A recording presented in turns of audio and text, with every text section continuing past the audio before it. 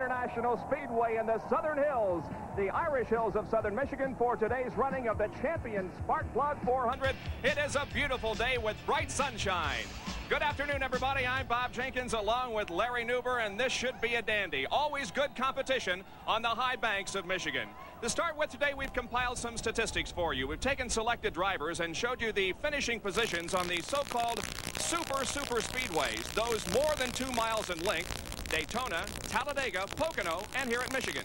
Well, first of all, Bob, after Elliott's win in Daytona at the first part of the season, as we all looked ahead to the 2 races at Michigan, we figured that he would be well into the thick of the points battle. Well, he's second, but he's not quite as close as he wanted to be, and it hasn't worked out as he wanted it to. Let's first of all look at the composite super speedway standings for the season. Look at the column for top 10s. Dale Earnhardt is 7 for 7. Elliott is only 3 for 7 in the top 10. You can see that Buddy Baker and Ken Schrader have also done well. Now, let's go back in time to the Martinsville race, actually after the Martinsville race at the end of April. Dale Earnhardt had won 6 times, 7 top 5s. His lead was 157 points over Bill Elliott, who had only won once. But we were headed into the part of the season that most assumed would be Bill Elliott's strong point. But it just hasn't worked out. The Earnhardt juggernaut has continued. He has won twice. Elliott has only won once in those super speedways. You can see that Earnhardt has now 13 top 5s, and the lead has mushroomed up to 498 points. Now, the performance since Martinsville of just Earnhardt and Elliott. Earnhardt has averaged a 6th finish. He has finished every race. Bill Elliott has averaged a 17th, almost an 18th finish. He's had 4 DNFs, and in that time, he's had something that was basically unheard of 2 years ago: 3 engine failures. Bill and Dale aren't the only ones in this race. A couple of youngsters, Davey Allison and Alan Kulwicki, start up front. Well, let's go to one of our 2 pit reporters for the afternoon. First, the editor of Stock Car Racing magazine, Dick Berggren. Well, Bob, we've got a very unusual starting order here. Way back in 32nd starting position is Cale Yarborough. Now, he's won more races than any other driver currently active in Winston Cup stock car racing at the Michigan track. He's won here 8 times. And starting beside him is Buddy Baker. He's also won in Michigan. Well, they've got a lot of company back here with some other heavy hitters. Neil Bonnet is back here. Ricky Rudd is back here. Tim Richmond, and so is Jeff Bodine. Meanwhile, way up at the front of the pack, well, we've got a bunch of raw rookies.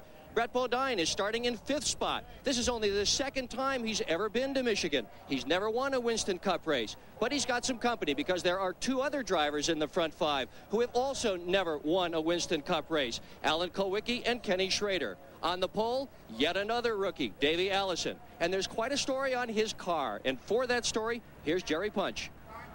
There's no denying what Davey Allison has accomplished this year in 2 wins and 3 poles and 6 top 10 finishes.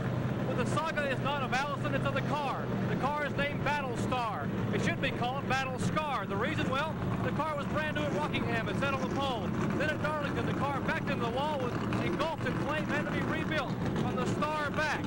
Then at Dover, Delaware, weeks later, the car wins. Then at Pocono, the car again in the wall in practice, had to be rebuilt from here back. The crew said they should have put a zipper back here so they could just put a rear end on every time the car crashes. Then a week ago at Watkins Glen, the car was tumbled over upside down as the car holder rolled down the mountain. The car is beaten and battered.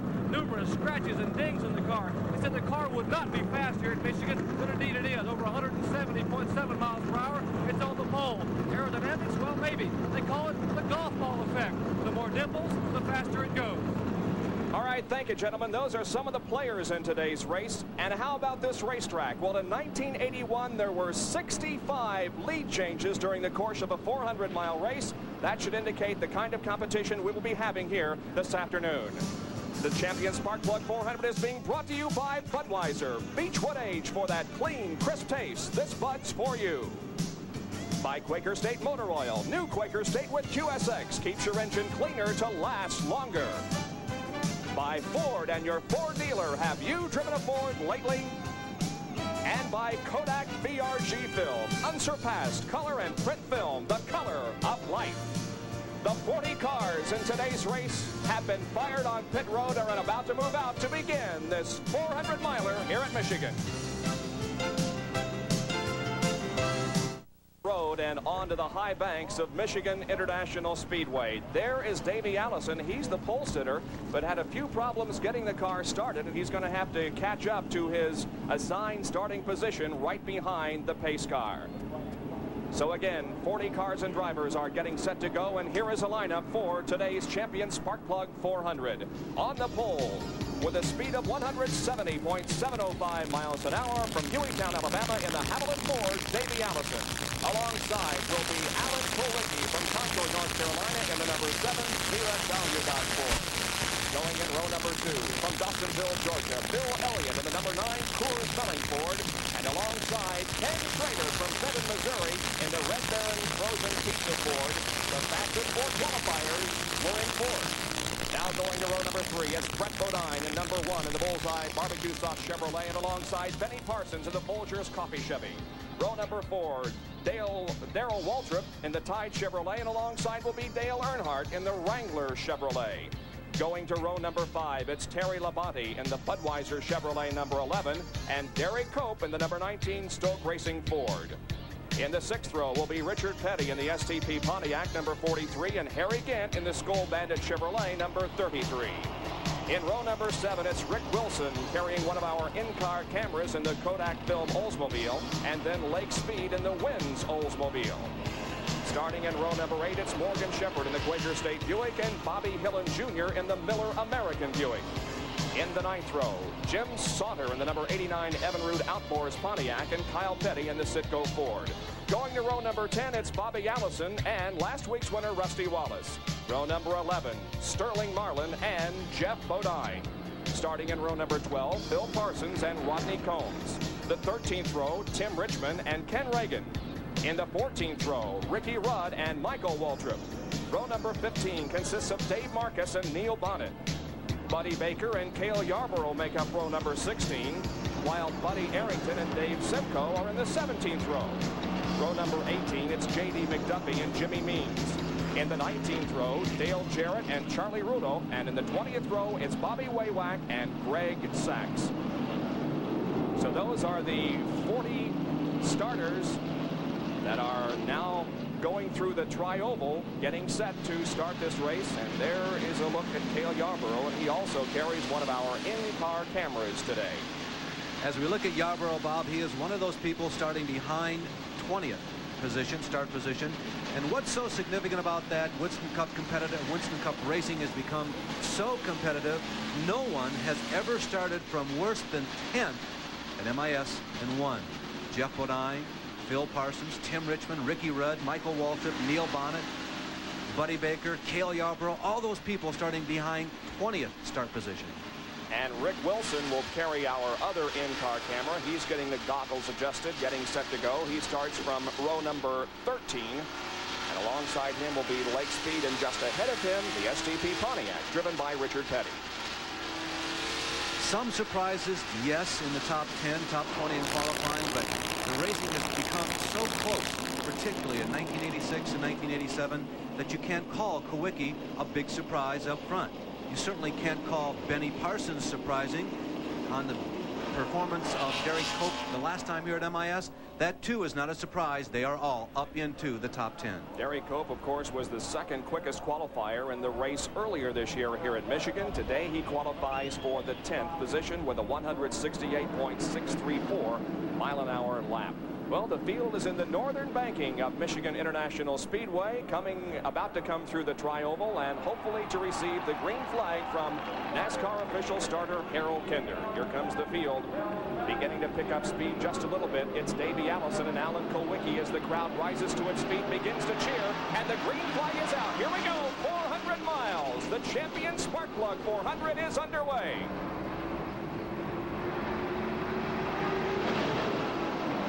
Darrell Waltrip to the inside, trying to make a move on Dale Earnhardt already as the front row stays pretty much together. Now coming out of turn number 2 and down the backstretch, it's Davey Allison that's going to grab the lead away from Alan Kulwicki. They stream down the backstretch. That's Ken Schrader and Bill Elliott side by side as they head to turn number 3. Elliott to the low side and Schrader high, but Schrader pulls back around Bill Elliott by about a half a car length and maintains that third position. Lap 1 about to be complete.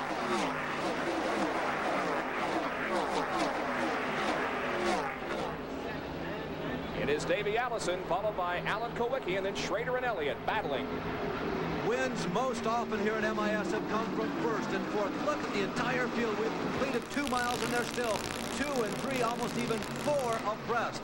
The pole sitter, of course, Davey Allison. The 4th starter, Ken Schrader. And I will also tell you that yesterday afternoon, Saturday in the final practice session, the man visibly having the best day is Darrell Waltrip. And look at the field staying bunched together as we're about to complete lap number 2. The best race there involves Dale Earnhardt and Bill Elliott as they go side by side now for that 4th spot. Schrader has grabbed 3rd, but look at the 4 abreast racing through the tri-oval. Derek Cope has thrust himself. He's on the right-hand side of your screen, the low side of the racetrack. Look at Derek Cope in that blue and white Ford number 19, the West Coast racer. Is he for real? The early performance would suggest yes, as Waltrip gets out of the groove and loses 2, 3 positions. Now the real battle involves Brett Bodine in that red number 1, Dale Earnhardt, that's Richard Petty in 43, and of course Terry Labonte in number 11. They're really slugging it out here in the opening laps. 2 miles around the tri-oval here at the Michigan International Speedway. The drivers will tell you that when you slam into turn number 1, this is a relatively smooth arc coming out of 4, but when you dive through the tri-oval and go toward turn number 1 right now, it doesn't look like it on your screen, but it's a hard left-hander. You have to turn the car sharply, hit the apex in the bottom side of the number 1 turn, let the car drift up into the middle of the racetrack. Then you maneuver your car through number 2 properly, and hopefully you set up for the long backstretch where if you've got any extra horsepower, you can do some passing. Rick Wilson is right in the middle of this battle for positions as he's behind Morgan Shepherd in the Quaker State car. They set their machines into turn number 3. That's Richard Petty on the high side of the racetrack. The last lap, as you can see, turned at 168.224 miles an hour, only about 2 miles an hour slower than what they qualified at.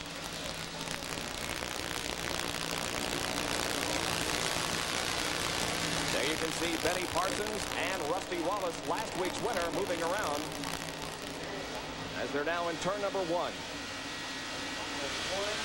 Rusty Wallace is one of the multitude of crews that thought, hey, we're going to qualify in the top 10 here at Michigan International easily. He was 20th quick as he is right in the middle of this backstretch freight train here in the early stages at MIS. Drafting very important at this racetrack. If you get in the draft and stay with somebody, you can hold on to your spot, but if you should break the draft, you're going to find yourself dropping back drastically. Up front, it is a good battle for the lead developing now as Alan Kulwicki and Davey Allison go at it, but also some great racing in the back of the pack. There are the leaders. The Fords were strong here all weekend long. They occupied the first 4 positions in qualifying, and they remain up top. There is Alan Kulwicki running in second in that Xerox number 7, and Alan Kulwicki is having one of his better runs of the 1987 season. And I don't refer to this race alone. The last month has been a good one for a young racer from Wisconsin. Strong performance on the super speedway at Pocono not too long ago, and it looks like that Allen is sneaking right up on Davey in the corners. When they get on the back stretch, Davey able to stretch it out just a little bit, but nevertheless Kulwicki able to stay right up on the rear bumper on Davey Allison. It's still Ken Schrader running 3rd, followed by Bill Elliott, and then Derek Cope, who is in 5th. There's some 2 abreast racing. That's Brett Bodine, Terry Labonte, Dale Earnhardt, and Richard Petty. And that's 6th, 7th, 8th, and 9th. As the 8th position is about to be contested between Petty and Earnhardt, and Petty grabs that spot. A strong showing for that number 1 Bullseye barbecue car of Hoss Ellington with Brett Bodine behind the wheel. Brett raced last night down in Rougemont, North Carolina in a Busch Grand National race and crashed heavily. He's driving sore today here at MIS, but he qualified in the top 10 and he remains there. Field streaming across the start-finish line and completing lap number 7 of 200. And you can see that the field is staying very close together, well bunched in the draft. And there is Dale Earnhardt now moving to the inside of Brett Bodine as they come off corner number 2, battling for that 7th position. Earnhardt to the inside and Brett Bodine outside, but Brett has the advantage as they go down the straightaway. Now Earnhardt begins to make the move, pulls alongside, slingshots by, going into turn number 3, and Earnhardt moves up to 7th. So we're in the opening stages of the Champion Spark Plug 400 from Michigan International Speedway. Davey Allison leads Alan Kulwicki, Schrader, and Elliott.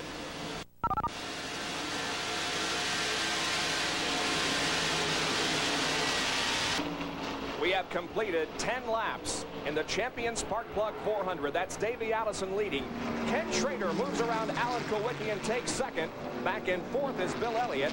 And in the fifth position now is Terry Labonte, as Derek Cope, who was right up there with the lead draft, has fallen back and is now in sixth spot. He's in sixth, but side by side with Dale Earnhardt. There is Labonte, who just got around both Earnhardt and Derek Cope. And Labonte is the man who has moved up on the top five. You can see him there on the left-hand side of your screen. He is the fourth white car. You can see Terry Labonte showing some flashes that he would like to do some passing. Going to the inside of Bill Elliott, coming to the tri-oval. They're side by side heading for turn number one. Labonte inside and Bill Elliott to the outside of the racetrack. Alan Kulwicki right in front. There are 5 cars in the lead draft, and Dale Earnhardt is catching up in sixth as he has disposed of Derek Cope. And now Dale Earnhardt is very close to joining the lead draft in that sixth position. We have had our spotters indicate to us that they're seeing some tire smoke from the Dale Earnhardt car. And Larry, I think it's just simply because he is driving that car to its fullest.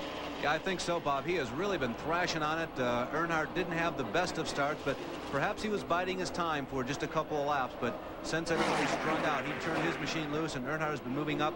And as we watch Earnhardt and Labonte, they are the two moving up. We also make mention last week winner Rusty Wallace has moved to 9th from 20th, and we understand a comment from the pits. Jerry? Dale Earnhardt's car has certainly been awfully loose, as Larry Newbern said. This is the tires they qualified on. I talked to Kurt Shelburne just minutes ago, and he said the car was real loose, but Earnhardt just going to drive it sideways off the corner. He said, we don't worry unless the car gets completely sideways coming out of the corner. He knows what he's doing. He's going to go to the front. Loose or not, he's headed toward the front. Well, you never have to worry about the driving ability of Dale Earnhardt. No question about that, as he can take a bad handling car or a good handling car to the front. And right now, as you can see, he has joined the lead draft and falls into 6th position. There is Tim Richmond right behind Cale Yarborough. We have a view out the rear glass of the Hardee's Oldsmobile driven by Cale Yarborough. And that is 19th and 20th position. Cale in 19th and Tim Richmond in 20th. Richmond, a very poor qualifying performance. At 167.6, began this race 25th. Now he moves to the inside of Cale and tries to pick up the spot. You can see they had just disposed of Bobby Hillin Jr. By the way, back to that comment about driving a race car loose. Racers will tell you that nothing's wrong unless you look out the right-hand side and you see other race cars. Then you know that something is awry. Continue to watch Tim Richmond running right alongside of Cale Yarborough there in the northern banking, about to complete another lap, and some very close competition here as they look like they may have touched slightly coming off of turn number 4. And look at the lead pack, and look at Dale Earnhardt go high and about to move into 3rd position. 3 wide in turn number 2, coming off the banking and down the flat backstretch. That's Allison still leading. And it is Ken Schrader second, then Earnhardt, then Kulwicki, then Labonte. One of the traits of the Michigan International Speedway, particularly for Winston Cup stock cars since they built this racetrack back in the late 1960s, is the ability of these drivers to go 2, 3, sometimes even 4 abreast all the way around the racetrack. It's very wide as super speedways go. The banking is also constant. There is no saucer effect here at the Michigan International Speedway. The banking seems to be consistent as we look at the tops, or the average speed so far, 164 miles an hour. The banking is as consistent down on the bottom as it is up near the wall, and that's why the cars can do that. And this also has been a track that has in the past not led to a lot of attrition. And you'll remember a few years ago, I think 3 years ago, we ran a complete race without a caution. So it's also a track that has been very safe throughout the years. But boy, it's one that leads to some great competition. Now we zoom in on the top 3 as Earnhardt is about to take 2nd position. And Dale is making sure everybody is aware that he is there. Although he started 8th, the car apparently is now beginning to work very well for him.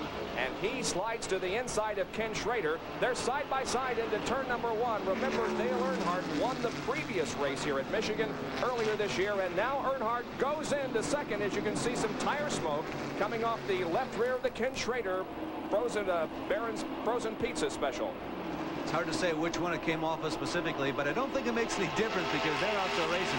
One word about Earnhardt and all of his wins this year. I realize we are just embarking basically on the second half of the season. Earnhardt has not won yet twice at one single racetrack. He could do so here at Michigan International today. With those 8 wins, none has come, none has doubled up, that is, at one single speedway. So there is Davey Allison leading Dale Earnhardt, and we asked him a little bit earlier in the weekend about things that bother him. You always seem calm, relaxed. Does anything upset you on the racetrack? Running second. And that tells the story right there. Nothing else need be said. Earnhardt now in second position, but we'll see his tactic here as he has really closed in on the leader, Davey Allison. And look at this competition midway through the pack as again they continue to run 3 and 4 abreast through the corners. Richard Petty is in that group. Saw Tim Richmond, Neil Bonnet, Jeff Bodine. There is the pack from inside Rick Wilson's car as they look low to Jeff Bodine. Wilson, Bodine, Tim Richmond, also Jim Sauter involved in this fight for position. 4 wide going into turn number 1. And number 44 car, Sterling Marlin, also there. Lake Speed, Kyle Petty. I think I saw Michael Waltrip just to the rear of that pack. There is a picture of Lake Speed. Speaking of Lake Speed, as he slips up and goes behind Sterling Marlin, and Lake Speed wrestles his wheel as he falls into line down the backstretch.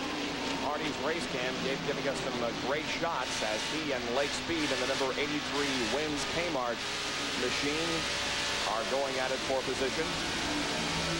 See the movement of the wheel that the driver has to make as he goes around these high banks.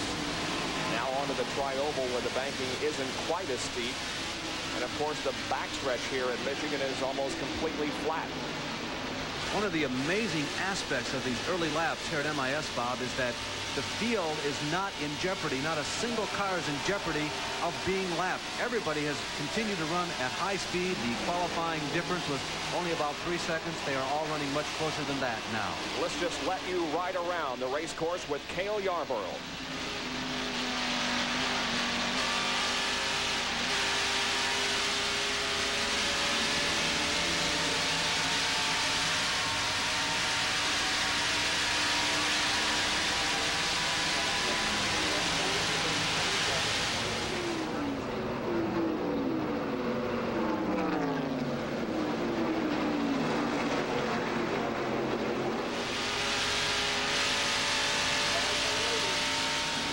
Battle for the lead on the backstretch, and Dale Earnhardt has gone in the lead, passing Davey Allison, and Terry Labonte has moved to third. Now Labonte on the high side. Let's see if he can take over that second position.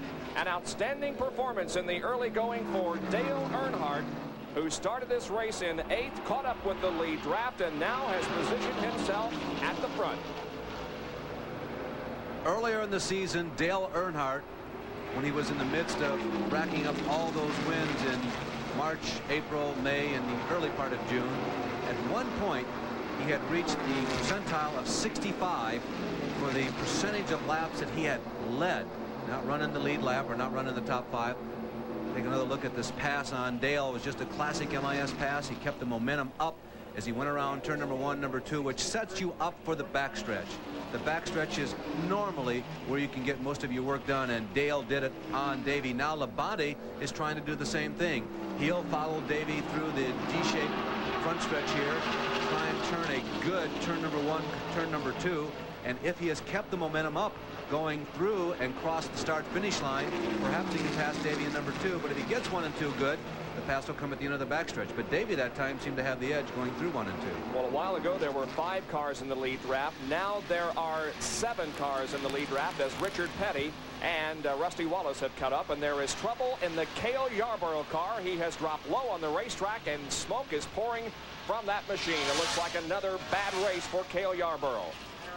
Cale Yarborough, who went to his own team for 1987, he told us yesterday, as he has told everyone, yeah, I knew it would be difficult, but I really had no idea it would be quite this difficult to pull off. But He has had a season that has been nothing but frustration. Cale Yarborough dropping low on the racetrack. He's able to come into the pit area without stalling on the track. Will, of course, have no yellow flag, and I believe Cale is going to make it, although he is running very slowly on the bottom side of the racetrack now in the third and fourth turns. So Cale Yarborough drops out of another race. Last week he was 5th at Talladega, but is 25th in the point standings going in. Of course, he doesn't compete on the entire circuit, but nevertheless, it has not been a good year for Cale Yarborough, and the misfortunes continue. We've completed 23 laps at the Champion Sparkplug 400. At Michigan International Speedway in the Champion Sparkplug 400. Look at the interval that Dale Earnhardt has opened up on the rest of the field. That's the interval there between first and second position. Dale passed Davey Allison a couple of laps ago, and he's now really stretching it out. That's Allison still running second, followed by Terry Labonte, Ken Schrader, Richard Petty making a race out of it with Bill Elliott, and behind Elliott is Alan Kulwicki and the number 27 of Rusty Wallace. Then comes Shepard, Benny Parsons, Derek Cope is still up there. Buddy Baker has moved up nicely, as has Jeff Bodine. Next comes Darrell Waltrip, and then Tim Richmond. That's a kind of a quick overview of the top 15, give you an idea how some of your favorites are doing. Baker has moved up nicely, as has Bodine. Look at the old cagey veteran, though, Richard Petty, hanging right in there with the youngsters. There's Alan Kulwicki beside him, as Richard continues to run that high line that he likes on these kinds of racetracks, and that's Rusty Wallace right behind him. But a good performance in the early going by the king, Richard Petty. A couple of Pontiacs, Petty and Wallace, they hooked up. That's how they caught that pack of Fords. Well, let's go to Dick Berggren. Now here's the story. Kenny Schrader has lost the ability to talk to his crew. Now they can hear him, but Schrader can't hear them. That is a critical problem down here because it's so important to know when to come in for a pit stop. Jerry Punch, what's going on down at your end of the pits? Well, we're in the Hardee's pits of Cale Yarborough. This is his crew chief, Cliff Champion. And Cliff, a short afternoon. What happened to you? Well, I don't really know, Jerry. Yeah, the car seemed to be handling fairly well. Cale said that the chassis was okay. He was just, you know, kind of stuck in traffic right now, trying to work his way up. And then all of a sudden he came on the radio and it blowed up. Yeah, that's what we all hate to hear, but it may be something minor, but it is something minor. Well, blowed up, that sums it up indeed. The Hardee's Oldsmobile has made its way to the garage area. And there you can see the leaders. It is still Dale Earnhardt in front. Bob, in the last 8 races, Cale has entered 4. He has finished 2 of them, finishing a 4th and a 5th. He's had an engine problem and brake failure the other 2 times. There's Bill Elliott leading this pack of cars into the northern high banking with Kulwicki, Petty, Rusty Wallace, and others trailing. Now, every once in a while, if you are a keen observer of motor racing, you'll see what appears to be these cars sliding, the tail ends coming out. They are understeering, as some of the racers are wanting to say. Yep, your eyes are not deceiving you. That is exactly what is happening. You can really hang it out here at Michigan, particularly on a day like today or yesterday, as we go down pit side and see Dale Jarrett, another one of the competitors last night at Rougemont, North Carolina, making a premature pit stop. You can really hang it out here at Michigan. Yesterday it got very hot during qualifying. It was almost like an oiled track, and we expect the same scenario to unfold here this afternoon. We're continuing to watch this race for second. Now focusing in on Schrader, Wallace, Petty, and Alan Kulwicki. And some sideways. Wallace and Schrader. Way out of shape in the 4th turn. Gathered it in, however. Alan Kulwicki begins to drop back just a little bit. He was the second place starter and ran second for a while, but is now battling for this 6th spot with Ken Schrader. Both Schrader and Kulwicki, of course, or rather, excuse me, Schrader and Wallace from the Show Me State, and they were both showing me a little bit of sliding that time around. Well, let's talk about pit stops, Larry. When might we expect the first set? Pretty simple here. It's a 2-mile racetrack. 50 laps is 100 miles. That is the normal distance that we are accustomed to seeing Winston Cup cars go. That is the barometer, 50 laps. And on the backside, the window that is critical near the end of the race would be lap 150. those who pit before that are probably going to have to stop one extra time. If anybody can stretch it past 150, they should be able to go the distance. Last lap, this was the action into turn number 4 as Rusty Wallace is the so-called meat in the sandwich and gets a little bit out of shape. A couple of things going on. First of all, Richard Petty was maintaining his line, and because Rusty and Kenny found themselves 3 abreast, that lane got very narrow. So it was one situation where Petty was maintaining his line. The other one was the draft was disrupting a little bit what's going on with the cars behind. 3rd, 4th, 5th, 6th, and 7th here as the leader continues to be Dale Earnhardt. And there is Davey Allison running 2nd, but then it's Labonte, Wallace, Petty, Bill Elliott, and Alan Kulwicki. Last week at Watkins Glen, those of you that were with us saw wholesale pit stops, and staying on the lead lap was of extreme importance, but it was not a disadvantage to slip significantly behind. Here at MIS, it might be a big disadvantage. The average speed is now 163, almost 164 miles an hour.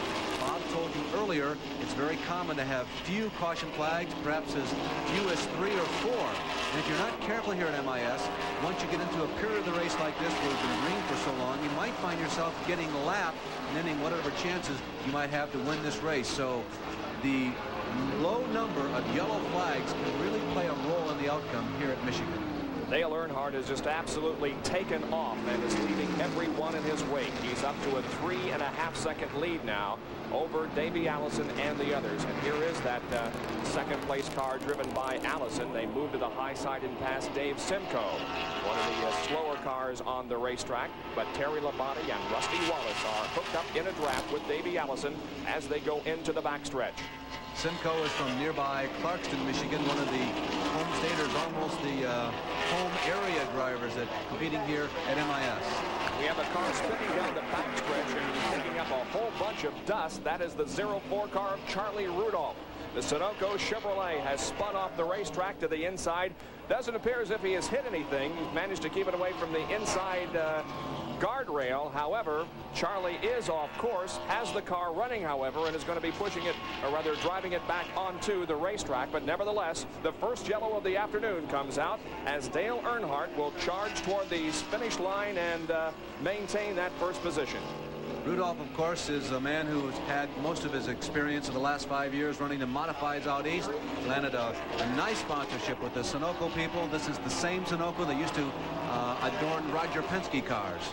And pit stops are being made as Earnhardt comes in. We're on lap number 34, so it's a little early, but nevertheless, every driver, or at least every leader, is taking advantage of this yellow flag situation to get some new tires and some fuel. Down to the pit area. Dale Earnhardt of the Wrangler Chevrolet in for right side tires. Probably these crews will change all 4 tires under the first caution of the afternoon.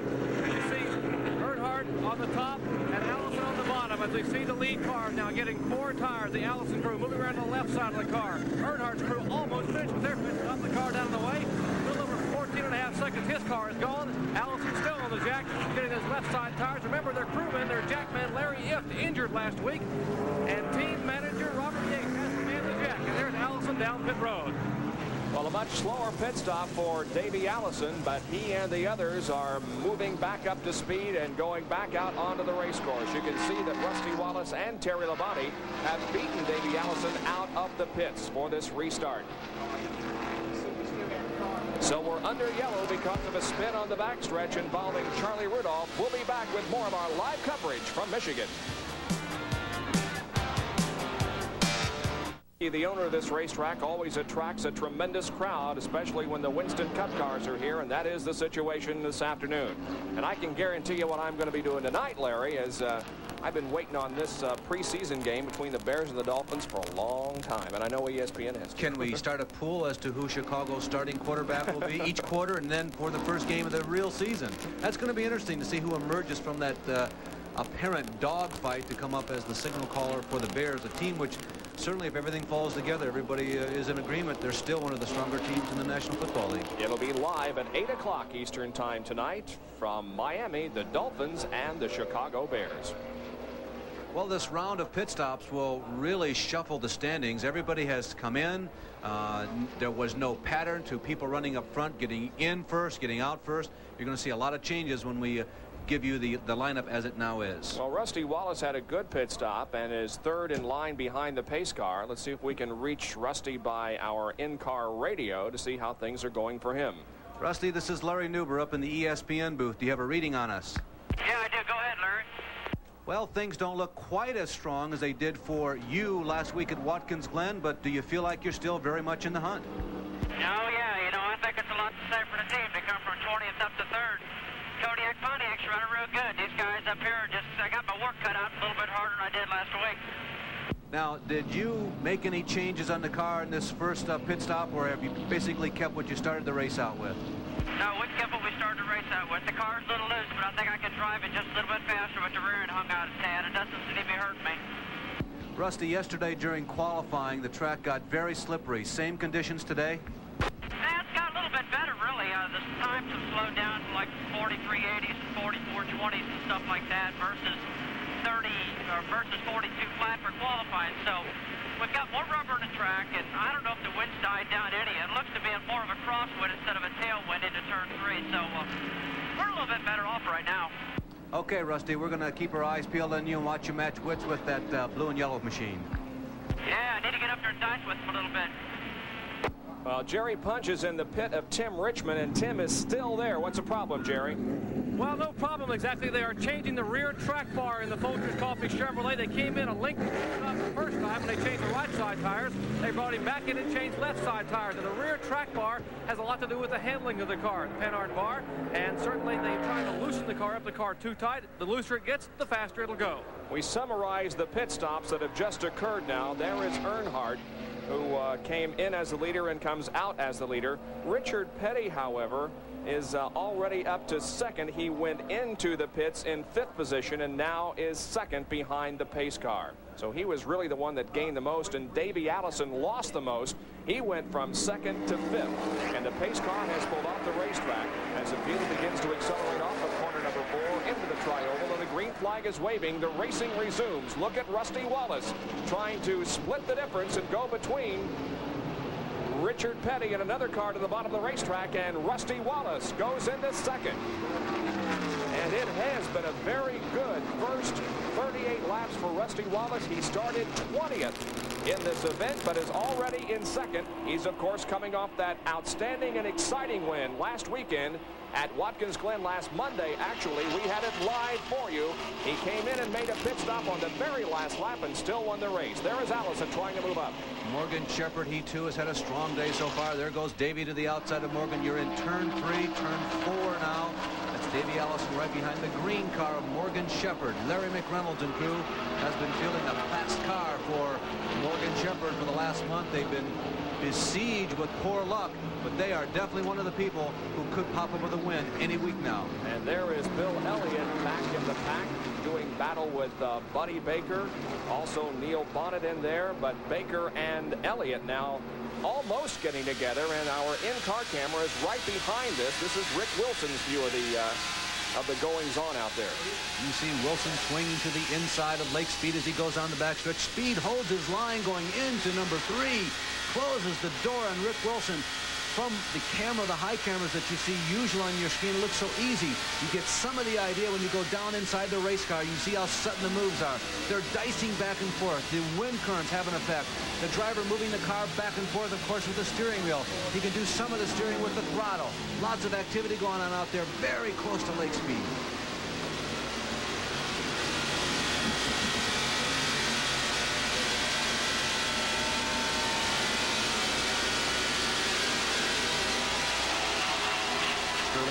Due ahead. Benny Parsons, the green Folgers number 35 decaf car.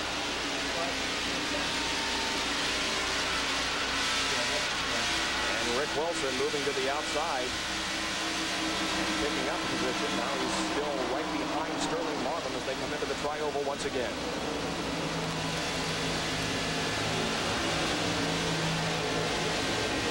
Now Rick looking to the inside. That's Jeff Bodine ahead of Sterling Marlin, but Rick Wilson falls into position going into turn number 1. Now he begins to move alongside once again.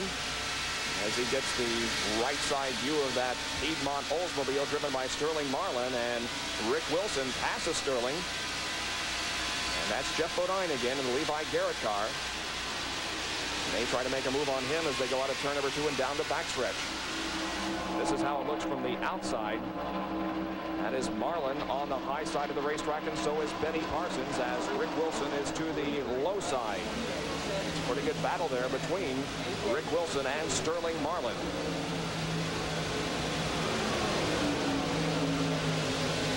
Keep in mind how fast you are here inside of the first 100 laps. Yeah, it's significant, but it's not critical. This track figures to change greatly between now and when lap number 200 completes itself here at MIS. And the team that has the ability to make the car quick in the final 50 laps is the team that's going to win this race. Yes, Earnhardt is superior now. Yes, he has been superior most of the season. Yes, they have been able to make their car go quick the last quarter of every race. While we continue to watch from the in-car camera, we'll tell you that Earnhardt leads, followed by Rusty Wallace, Richard Petty, Davey Allison, and Terry Labonte. We'll be right back. The Monte Carlo SS. You can be with us on this Sunday afternoon for Winston Cup Stock Car Racing. We're live at Michigan International Speedway. I'm Bob Jenkins, along with Larry Newber, Dick Bergeron, and Dr. Jerry Punch. The leader is Dale Earnhardt, but right behind him, by just a few car lengths, is Rusty Wallace. In third at this point is Richard Petty. And there is Dale's performance since Riverside. On the 21st of June, he's finished first, sixth, first, third, and 8th. Bob, the amazing thing about Earnhardt's season is you could pick any skein of 6 races and see basically the same performance. They have been incredibly consistent from short track to super speedway to road course to mid-size racetrack. They have had an unbelievable season. Bobby Allison and Buddy Baker are racing for 9th. It is Bobby Allison in 9th at this point, and Buddy Baker right behind in the Oldsmobile. Buddy told us as early as Friday in that Crisco Olds that he was feeling very good about this race. As soon as they unloaded off the trailer, the car did exactly what they had hoped it would do, maybe even a little more. He got caught in one of those time warps in qualifying. When he went out, the track conditions were absolutely horrendous, so he didn't qualify well. But he warned us on Friday, hey, we're going to have a good weekend, and right now Buddy is giving it a good ride. A couple of cars have dropped out of the race. Ricky Rudd has put his machine behind the wall, and Derek Cope, who ran so well in the first 10 laps or so, is also behind the wall. 3 abreast racing here. It's Bill Elliott, Terry Labonte, and Morgan Shepherd. Remember, Michigan International is recognized by many as Bill Elliott's racetrack. We are accustomed to seeing him run up front, not accustomed to seeing him fight for 5th. We're used to seeing him leading out here, but Bill Elliott is racing right now with Terry Labonte, still looking incredibly enough for that first win of 1987. Bill Elliott is 5th, Terry Labonte is 6th, Morgan Shepherd 7th, and Alan Kulwicki is 8th. Now Morgan Shepherd draws right alongside Terry Labonte as they complete one more lap. Morgan Shepherd and the Kenny Bernstein-owned Buick, sponsored by Quaker State.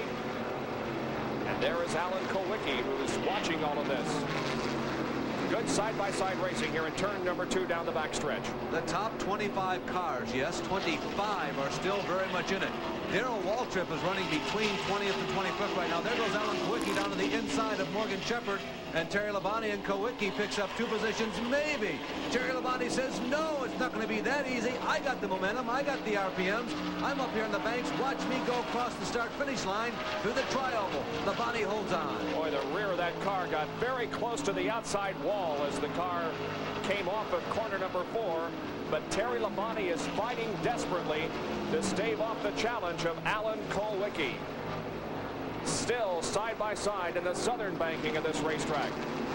But now Kulwicki pulls cleanly ahead and opens up about a car length. Let's see what happens to Terry Labonte. Labonte will go to the inside and move around just like Alan did on him last lap. Kulwicki now on the high line. It's side-by-side, door handle to door handle racing. Shepard sneaks up right on the rear bumper of Alan Kulwicki. Now Shepard dives down to the low side. As they cross the line, I believe that Shepard passed both of them just momentarily and now moves up on the racetrack and has passed both Labonte and Kulwicki. Looked like that Morgan was just waiting for the right opportunity. The good race drivers, they'll go to school on something like that. If Morgan Shepard was paying attention, he knows what his car is likely to do today, unless the car's conditions and its setting for the racetrack in 100 laps change dramatically. He knows that he can draft around 3 and 4, and under most conditions, he can slingshot by 2 competitors. Theoretically, Morgan could take the white flag in 3rd and still win the race. 6th, 7th, and 8th right here as Dale Earnhardt continues to set the pace, followed closely by Rusty Wallace. Back in just a moment.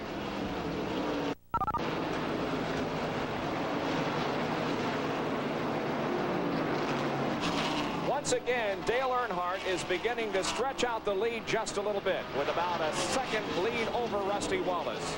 Richard Petty is 3rd, Davey Allison 4th, and Bill Elliott 5th at the end of 53 circuits. 6 through 10, Morgan Shepard, Terry Labonte, Alan Kulwicki, Bobby Allison in 9th, and Buddy Baker in 10th. But I'll tell you, the guy that impressed me most here in the opening stages has been Richard Petty. He's having a good day. We've mentioned several times he's having one of his better seasons. The King is comfortably seated in the top 3 here at Michigan International. This should be the kind of racetrack that really suits him. This is a NASCAR speedway. He could probably drive this racetrack blindfolded if push came to shove. Richard Petty, in the wake of a good season, could have a good day. Of his 200 career wins, 55 have been on super speedways. His best finish this year so far has been a 2nd. That was on the high banks, however, a short track at Bristol, where we will be next Saturday night and Friday night for NASCAR racing. What's most important for Richard, Bob, right now is to pace himself, not the machine, himself.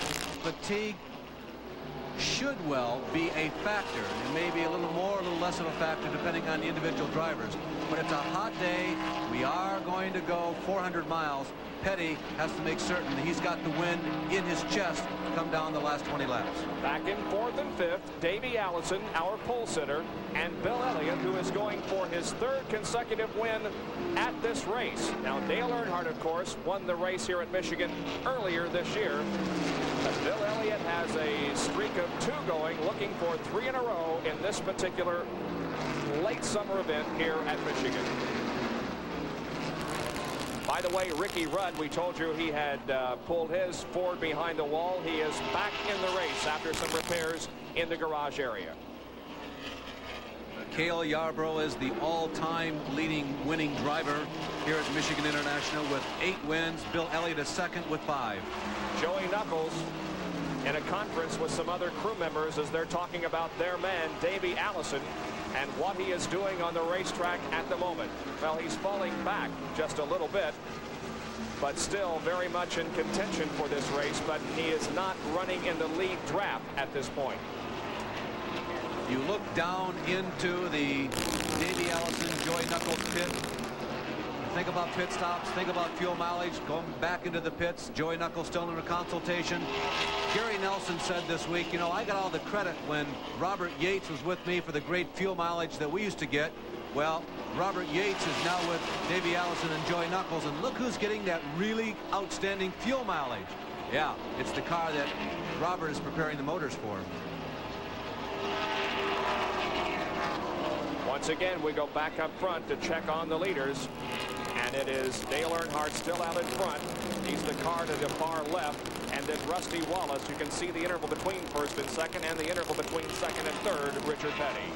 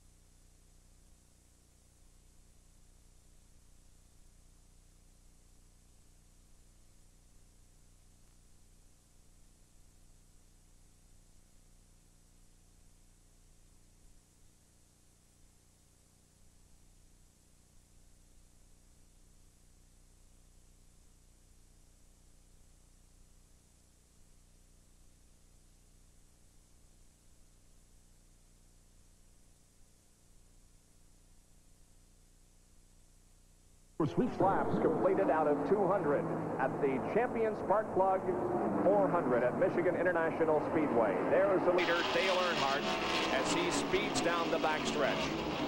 A little bit of a race summary here as we have already completed a fourth of the race. Dale Earnhardt has led 37 of the 59 laps, about a second advantage over Rusty. The average speed 148.57, slowed by only one caution. We've had 3 lead changes and 3 different car driver combinations that have led this event. 30 cars are on the lead lap. Well, it's a very warm and relatively humid day here in Michigan, and you know how warm it can get inside the cars as we continue to watch this scramble for the 4th position involving Davey Allison and Bill Elliott. And now Elliott goes around Davey Allison down the backstretch. That's the number 67 car of Buddy Arrington to the inside, but Elliott has now moved up one spot, passing Davey Allison. We talked about the warm and humid day and how it affects the drivers. Well, Dick Berggren is down in the pit area today wearing a cool suit. Dick, how does it feel? Well, Bob, it's really nice. I wish I'd had this thing in Dover earlier in the year when it was 110 degrees on pit road, but I'll take it here. Thermocore has built something different by way of cool suits. Instead of using a bucket of ice, they use a container of Freon. I've got one right here in a little bag. I've also got an adjuster in here so I can turn it up and down. I feel a little like the President of the United States, but there's my cool suit here, and there's Freon flowing through here, keeping me nice and cool, and I feel just great. I really do. I love this thing. Meanwhile, on pit road, we've got some interesting happenings. One of them is that Davey Allison's car, his crew says, is tightened up. That means he's understeering a bit in the turns. They say it's a result of the weather. Now, it's starting to overcast here a little bit, so that'll affect absolutely everybody. A while ago, I told you Ken Schrader had lost his radio. On a recent pit stop, they changed it. Schrader now has communications with his pits. All right, Dick, now how exactly does a car, the handling on the car, the understeering, go along with the fact that the weather conditions are changing? Well, Bob, weather really affects the way the car runs a great deal, particularly here at Michigan. Here in Michigan, when the cars go into the corner, there's a tendency for the back end to try to come out. When they're going through the corner, there's a tendency for them to push to understeer. So you've really got to be absolutely balanced. Now, as the sun comes out, it tends to accelerate the looseness of the car. As the clouds come in and it gets overcast or the temperature drops, it tends to accelerate the concept of pushing or understeering. So as the weather changes, each time the cars come in, the crews will make adjustments on them to try to compensate for the weather. Right now we're riding with Rick Wilson, as right in front of him is the number 90 car of Ken Schrader. The Kodak race cam giving us some great shots. You can see there is a crack in Rick's windshield, caused by the fact that he's just going so fast and the wind pushing against the windshield has caused a crack in it. Picking up on Dick Berggren's conversation, also something as simple as clouds passing overhead can create those changing weather conditions to which he referred. It's not really a weather change condition as much as it is sometimes just cloud cover. Ken Schrader right alongside of Rick Wilson. You can get an idea of exactly how fast these cars are going. Notice the grandstands and the poles holding the catch fencing here, how quickly they go by at over 170 miles an hour down the backstretch.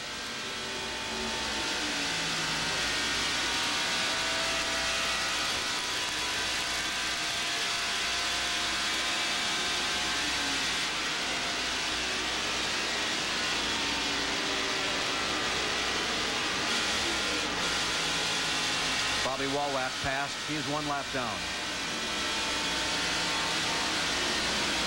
Swinging the camera around now and going to the front view that Rick Wilson has. Buddy Arrington to the left. Rick passes him cleanly into turn 2.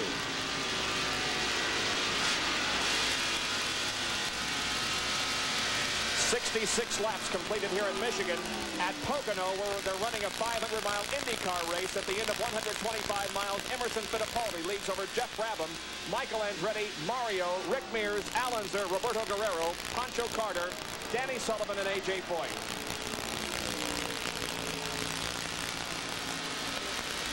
Brett Bodine on the racetrack in that Bullseye Barbecue Sauce #1. An excellent qualifying performance. He started 5th. The Busch Grand National race last night in which Brent raced was won by Larry Pearson. Elton Sawyer was 2nd. Jimmy Hensley was 3rd. That was Pearson's 4th win of 1987. We might mention Brett Bodine, who did qualify 5th, running back in about 22nd or 23rd spot. There had been a report from the Bullseye Barbecue pits that possibly an overheating problem on the car. We talked a minute ago with Sheldon Pittman. The crew chief said, no, the car's not overheating too much. It's about 210 degrees. One thing we do know for sure that Brett Bodine is indeed hurting. He was in severe pain this morning. He tried to climb in the race car. Eventually ran a Busch Grand National race last night at Orange County Speedway down in Rougemont, North Carolina. His Busch car was totally destroyed. He was involved in an accident, a multi-car crash. Tommy Houston was hit him with back concussion. Brett's right leg was pinned against the shifter in the car. He is in severe distress climbing in the car here. Took a lot of courage to get in this Winston Cup car and race today. There was even some talk that he would pass up this race if it rained last night and rained it out and they were going to run that Busch Grand National race today. There was talk that he and Dale Jarrett would withdraw from this one and race at Rougemont. Fortunately, however, that didn't happen and the race was held last night. The lead here at Michigan continues to be held by Dale Earnhardt, with Rusty Wallace running 2nd and Richard Petty 3rd. Back with our live coverage right after these messages. Stay with us.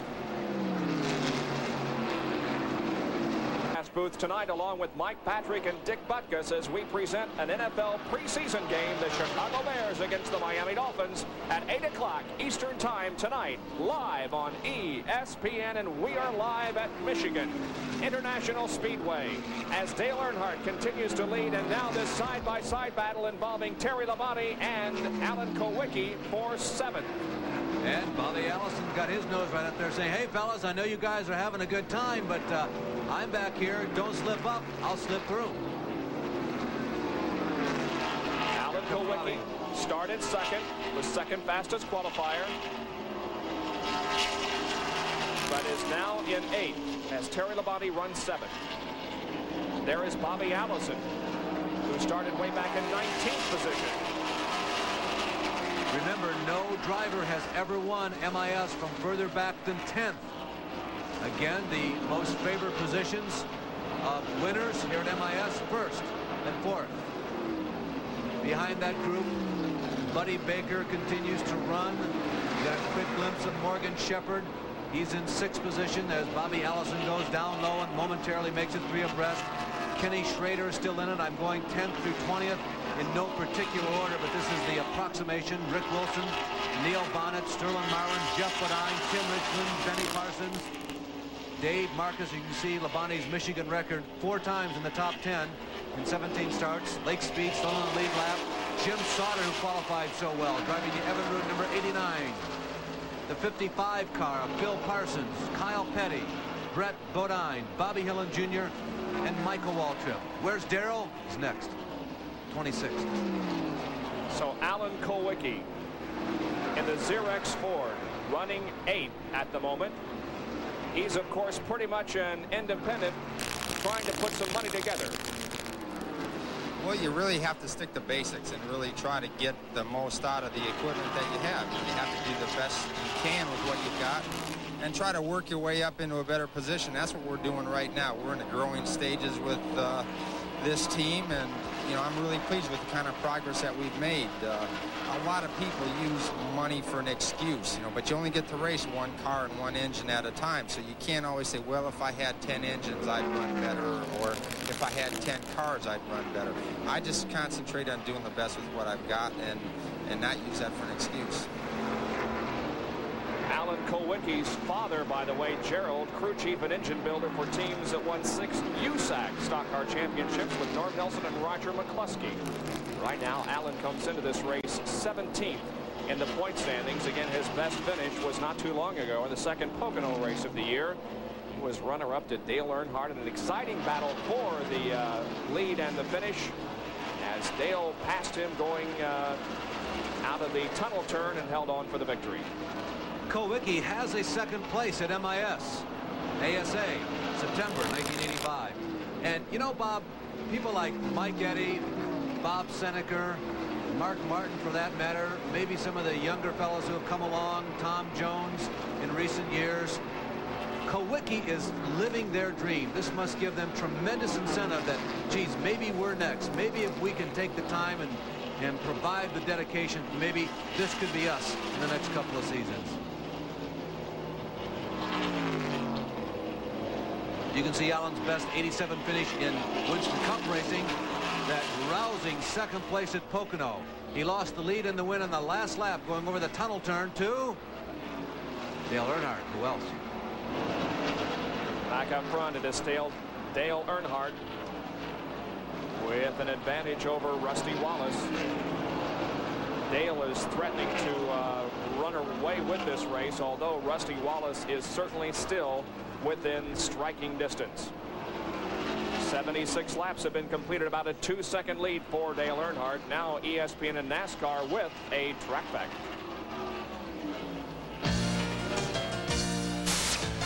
Track facts are brought to you by the Robert Bosch Corporation, makers of Bosch Platinum, the ultimate spark plug. We've all seen a car suddenly slow on the racetrack and come slowly down pit road. We presume the problem is ignition trouble. A crew member would dive in that right side window. Seconds later, the car would fire, and the car would be on its way down pit road. Well, that crew member will be changing from one amplifier ignition to another. You have to unplug one box and plug in another. Well, no longer is that the case. They have wired both boxes to a single switch. No more pit stop needed. The driver simply flips the switch on the racetrack, new ignition system, and he's on his way. Recently, Tim Richmond was leading a race. The ignition system failed. He reached up, flipped the switch, didn't miss a beat, didn't lose a lead, and went on to win the race. From the beautiful Irish Hills of southern Michigan, we are bringing you live coverage of the Champion Sparkplug 400 from Michigan International Speedway. It's pit stop time once again. Bill Elliott has come in. Ken Schrader has already been in. Aren't these a little early? We're only on lap 81.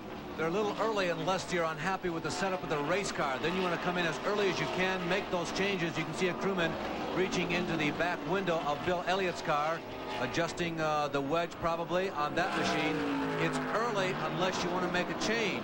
One thing this does set up, however, just about everybody's going to have to stop at least 2 more times. Here is Dale Earnhardt coming in for his routine stop. Let's go to the pits.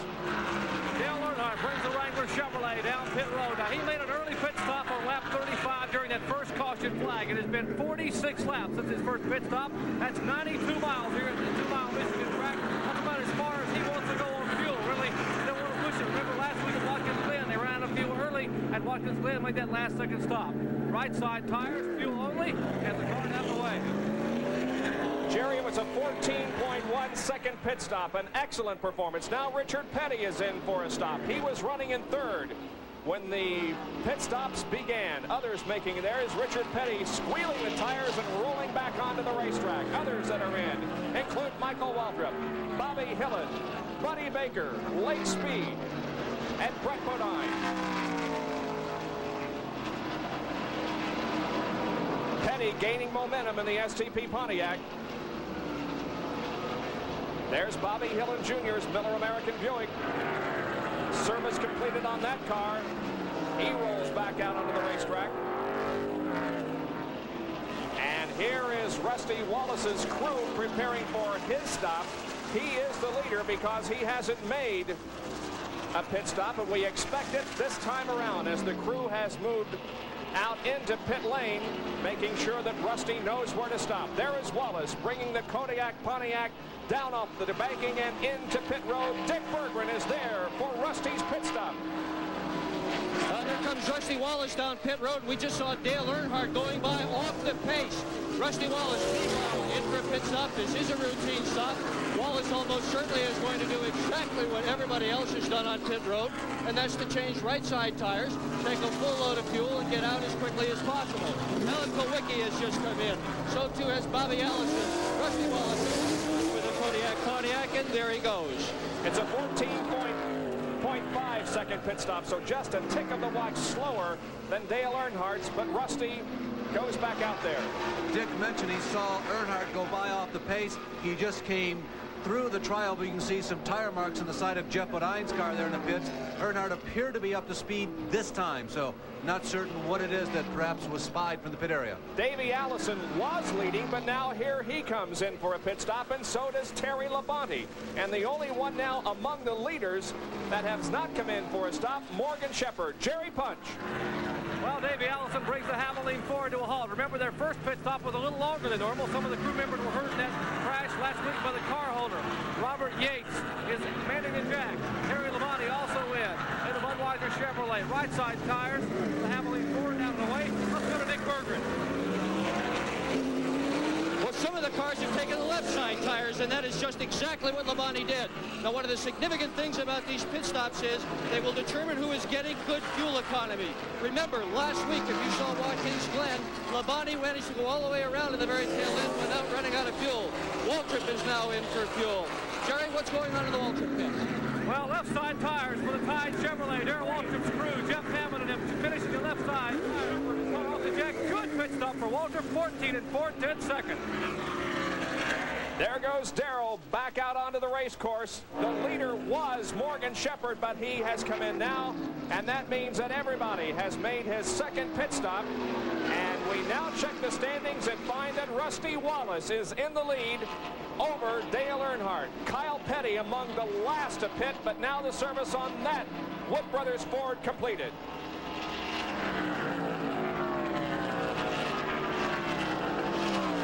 "86 laps into the Champion Spark Plug 400. Rusty Wallace has grabbed the lead. Dale Earnhardt is second, and Richard Petty is third. So as far as the change of positions as a result of the pit stops, Petty stays in third, but first and second exchange positions. Rusty now has the lead with Dale Earnhardt running in second, and there is Rusty Wallace. 3 cars went the greatest distance between pit stop rounds. They got 50 laps or 100 miles out of a load as we continue to watch Rusty Wallace. Those 3 cars, Darrell Waltrip, Morgan Shepherd, and Phil Parsons. So the race now resumes. The race in the pit area has been completed. We move back to action on the racetrack, and we'll be right back.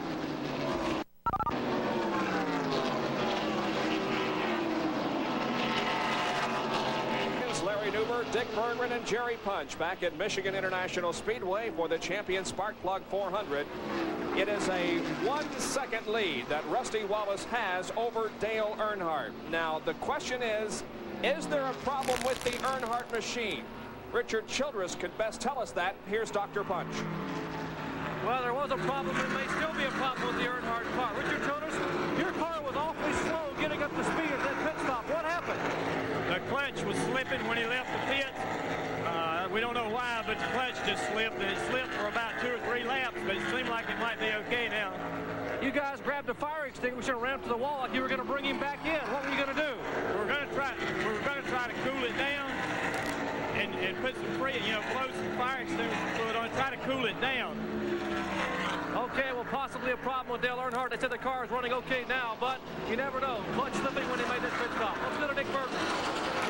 I'm with Barry Dodson. He's crew chief for the current leader, Rusty Wallace. Barry, how are things going for you? Things are going very good. The guys on the crew did a good job. We beat Earnhardt out. The car's staying good. We haven't done any adjustments on the Kodiak Pontiac. Right now, we're right on schedule. No adjustments is a very good sign. Rusty Wallace, the leader, running very well. Well, one car not running well at all. In fact, going behind the wall is the Red Baron pizza machine of Ken Schrader. You can see the crew pushing it behind the wall, and it does not look good for Ken here at Michigan. We might also mention that Darrell Waltrip has gone a lap down in the Tide machine.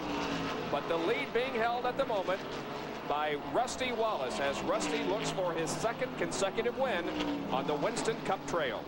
Ken Schrader, by the way, everybody would be best to keep their ears open. There are lots of conversations going around about Ken Schrader in 1988. He may be on the verge of making a significant announcement for next season. Here's the battle for 5th position. Right now, Davey Allison has it. However, Terry Labonte sneaks upon him in the 3rd and 4th turns. Well, let's summarize now the most recent set of pit stops. And we'll see, first of all, if Terry is able to pass Davey. They come into the tri-oval, and by just a fender, it is Labonte with the slight advantage as they cross the line. But now as they go into turn number 2, or rather number 1, Labonte has about a full car length on Davey Allison. And watch Morgan Shepherd. He has suddenly come out of nowhere to challenge Davey Allison. Bob, I missed 2 people on that list of car and driver combinations that were able to go 50 laps in the last pit stop. Labonte and Kyle Petty were 2 others. So keep that in mind as we get down past lap 150. And again, the pit stop summary. Earnhardt went in first, came out second. Wallace came in second and out first. So those 2 traded positions. Bill Elliott stayed in third. Richard Petty stayed in fourth. And Davey Allison fell back 1 position. He came into the pits in 5th position and comes out in 6th. And you can see that the pit stops range from lap 81 to lap 85. Now we pick up once again on this 3-car scramble involving Terry Labonte, Allison, and Morgan Shepherd. And there is Rick Wilson with our Kodak in-car camera as he is behind all of this. Rick is running 8th, and again there is a very clear view of the broken windshield on the Rick Wilson car.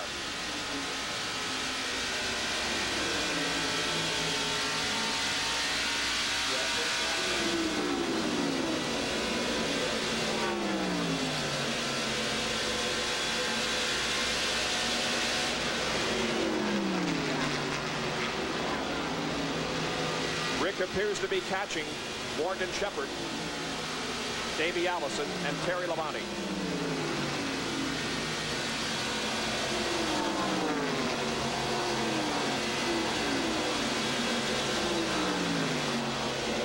The long backstretch gives the drivers a chance to take their hands off the wheels and adjust their goggles, or perhaps relax for just a second or 2 before they go into the high banking once again. There is Dale Earnhardt on the high side of the racetrack as Darrell Waltrip is right behind Davey Allison, or rather the leader, Rusty Wallace. Darrell is 23rd, a lap down, would like to pass Rusty Wallace and get that lap back. Darrell was being challenged about 2 laps ago by Dale Earnhardt. It looked like Earnhardt had enough momentum to get around, but Dale has not done so, and Darrell has pulled away. And as Bob mentioned, is right now breathing down Rusty Wallace's tailpipes. Darrell Waltrip struggling to stay on the lead lap. Well, Ken Schrader, as we saw a little bit earlier, his car behind the wall, and he is now down in the pit area. Well, he's now the latest retiree here at the Champion Spark Plug 400. And Kenny, a short afternoon. What happened to you? Well, we don't know for sure. Little car's working awful good, but we kind of suspect something happened in the valve train. It didn't really start skipping, but the engine started getting a little bit lazier after that last green flag stop, and you know, right there at the end, it just broke on us, and it's locked up now. It was still running, but it won't start now. Well, a hot engine, but you're also a hot commodity. Larry Nuber has mentioned there may be 3, 4, even 5 car owners after you for next year. Have you made any decisions yet? Well, you know, we've got a lot of races to go yet this year, so we've talked to some people about next year, but we're not firmed up yet. The Junie Donlevy team with Red Bear and Frozen Pizza have been awful good to me, and you know, we're talking, but we're not firmed up yet. Well, Kenny Schrader out of it here, and Dale Earnhardt closing in on Rusty Wallace. Let's go back upstairs. Indeed he is. Between Rusty Wallace and Dale Earnhardt is Darrell Waltrip, but Dale unquestionably is closing in on the leader, Rusty Wallace. Now remember, Dale Earnhardt may have a clutch problem that would affect him coming in and out of the pits for his stops, but once he gets back up to speed, things are okay. Earnhardt now second, Elliott third, Richard Petty fourth, Davey Allison is 5th. Just past the halfway point in the Champion Spark Plug 400, Rusty Wallace is the leader and Dale Earnhardt is second. Now the car right behind Rusty Wallace is Darrell Waltrip. However, he is a lap down to the leaders. Now our Napa mid-race recap. Wallace led at the halfway point and had led 16 of the 100 laps, and his advantage on Dale Earnhardt was just 1 second. 22 cars are on the lead lap. We have had 5 different leaders and 7 lead changes. Only 1 caution period for a total of 4 laps. That was when Charlie Rudolph spun off the backstretch but continued in the race.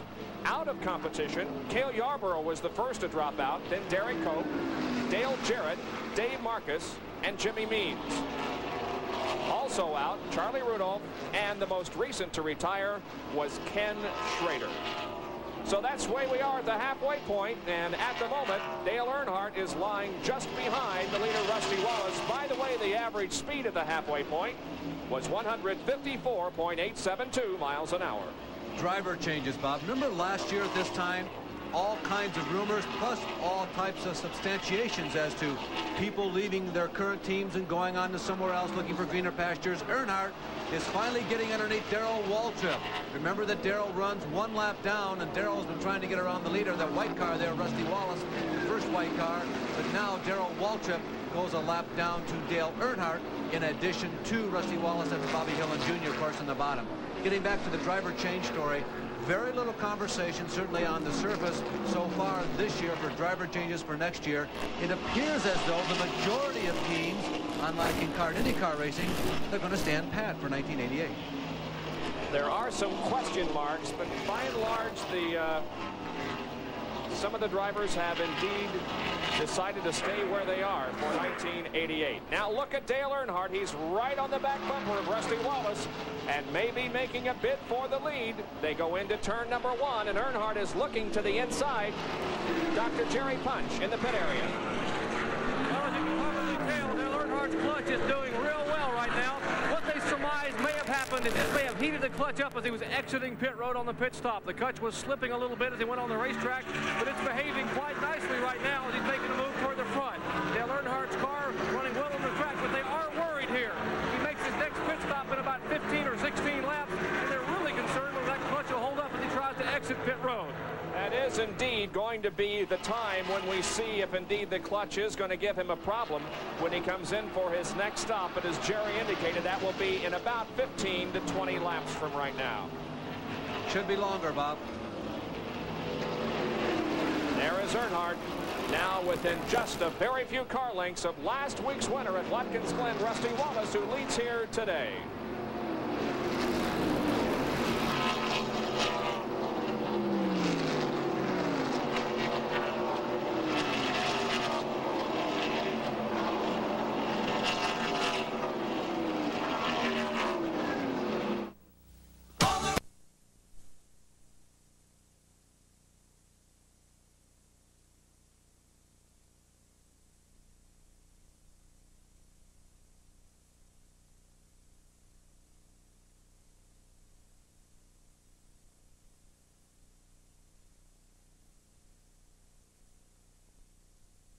They are running above the race record in terms of average speed. Right now it's 154.8, and the record is 153.8. They're about a mile an hour ahead of the 400-mile record here at Michigan. There is the man who is on the move. It is Bill Elliott. He is in third at the moment, and closing in on second place, Dale Earnhardt. That's, of course, Darrell Waltrip right ahead of Bill, but Darrell is a lap down.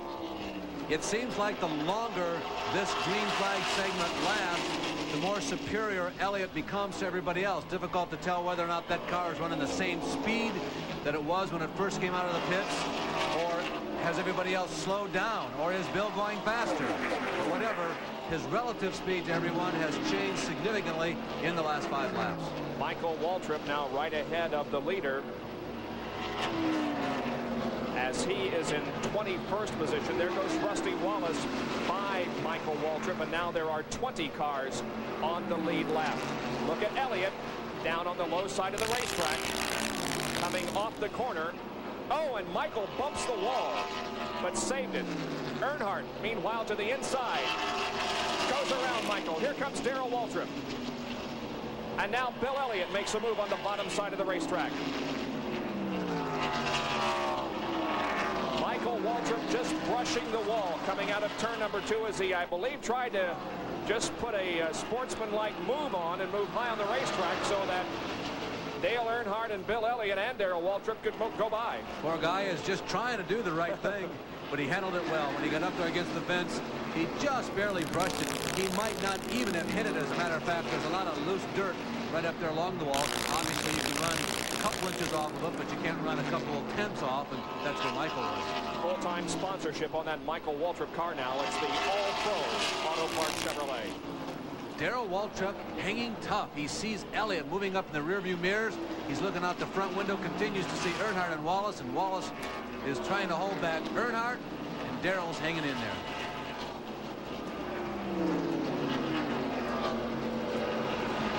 Bill Elliott down low on the racetrack going into turn number 1.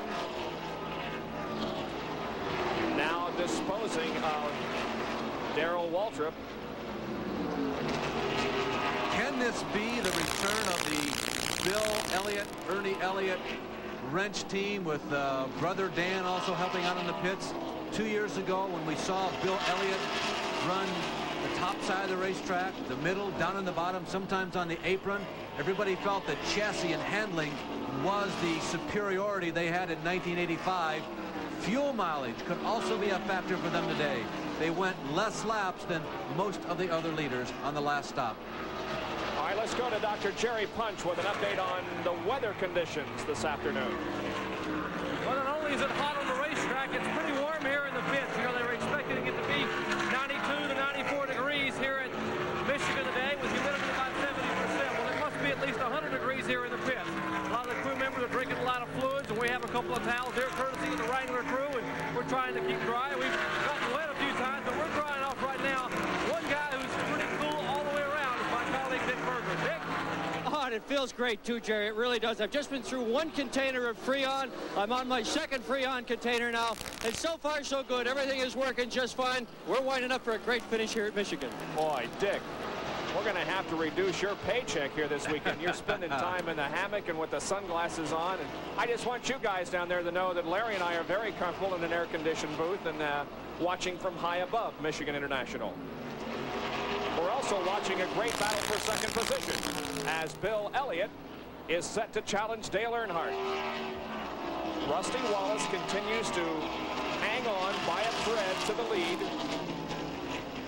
but behind him are Dale Earnhardt and Bill Elliott. Moving around the number 70 car, J.D. McDuffie. The 3 of them have outdistanced themselves from the rest of the field. The man still very much in it, by the way, is Richard Petty. He's maybe 3-4 seconds behind, but Petty is running in 4th position. Terry Labonte is 5th, and Morgan Shepherd is in 6th. 7th is Davey Allison. 8th is the number 4 car of Rick Wilson. 9th is Tim Richmond, and 10th is Bobby Allison. 116 of 200 laps completed. The lead is held by Rusty Wallace. Moving into 2nd position now, Bill Elliott, and 3rd is Dale Earnhardt, and this is how Bill took 2nd. You can see Elliott on the inside of Dale as they go through turns 1 and 2 down the backstretch. Bill trying to draft by Dale as they go down that long flat back straightaway. Then they go into number 3 and 4. They both got a little squirrely as they went through that turn, but they survived. No contact between the 2 of them, and Bill Elliott moved past Dale Earnhardt to 2nd. And during that time when they were going at it for 2nd, it allowed the leader Rusty Wallace to pull away just a little bit, but now, as you can see rapidly, Bill Elliott is closing in on the leader Rusty Wallace. So we're having a battle here among a Pontiac, a Ford, and a Chevy, the top 3 positions. The Fords definitely had the advantage going in. Rusty gets very close to Lake Speed as he tries to thread the needle between Lake Speed and Harry Gant on the inside. Harry, by the way, having yet another miserable day. There were 10 Fords in today's starting lineup of 40 cars. The first 4 qualifiers were Fords. There were 16 Chevys, so they outnumbered the Fords. 6 Oldsmobiles, just 3 Buicks, the Morgan Shepherd, Bobby Hillin Jr., Bobby Allison cars, and 5 Pontiacs, Petty, Sauter, Rusty Wallace, J.D. McDuffie, and Greg Sachs. So the Pontiacs, considering there were only 5 of them, 2 of them running in the first 4, are doing quite nicely, thank you. And with Lake Speed going a lap down, we now have 19 cars on the lead lap. The last car on the lead lap is Sterling Marlin. He's running in 19th position. Back inside the Rick Wilson Kodak sponsored car. Rick is 7th, and ahead of him is Morgan Shepherd. And I believe that's Greg Sachs on the outside there that is being lapped. J.D. McDuffie goes by on the inside, going down one more lap. You know, if there are any people in the top 10 that might be biding their time, I suggest it would be Richard Petty and that Quaker State Buick that you're looking at right now from Wick Wilson's car. They've had such a difficult problem getting past the halfway point. They've run competitively. They've qualified strong. The goal was, let's get halfway and then go racing. And again, I'll bring up Petty. He is only about 3 or 4 seconds behind. He does not appear to be losing any ground to the leaders. There is Davey Allison, who certainly we expect to hear from some more later this day also. Well, of course, the report early in the race was that Davey was suffering from some understeering problems. He certainly has not been as strong here today as he has been in some of the super speedway races.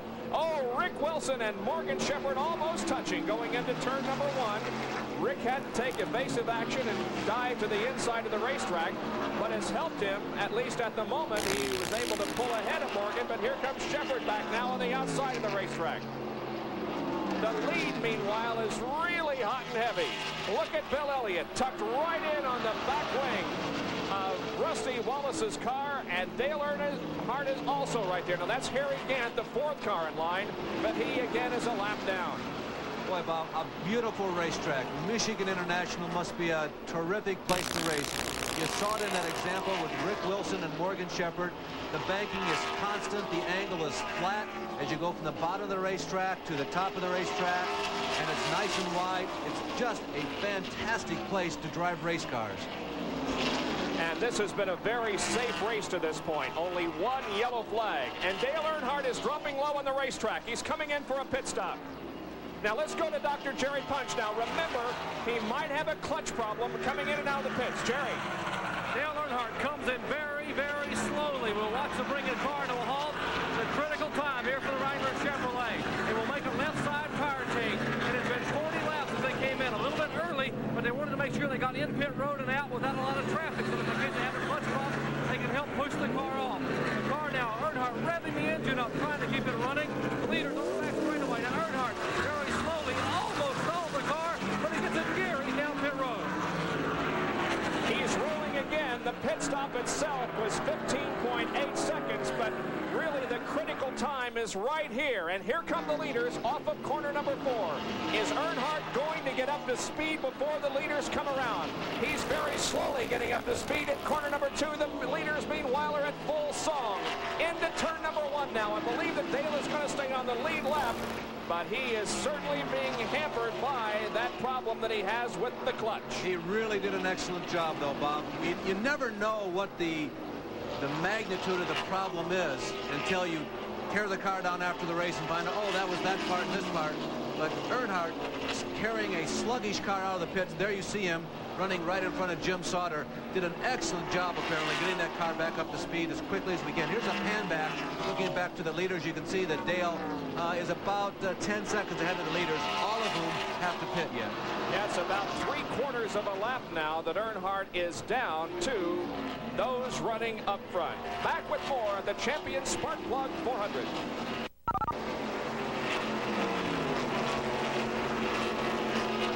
You rejoin us, and Bill Elliott stops for his 3rd pit stop of the day.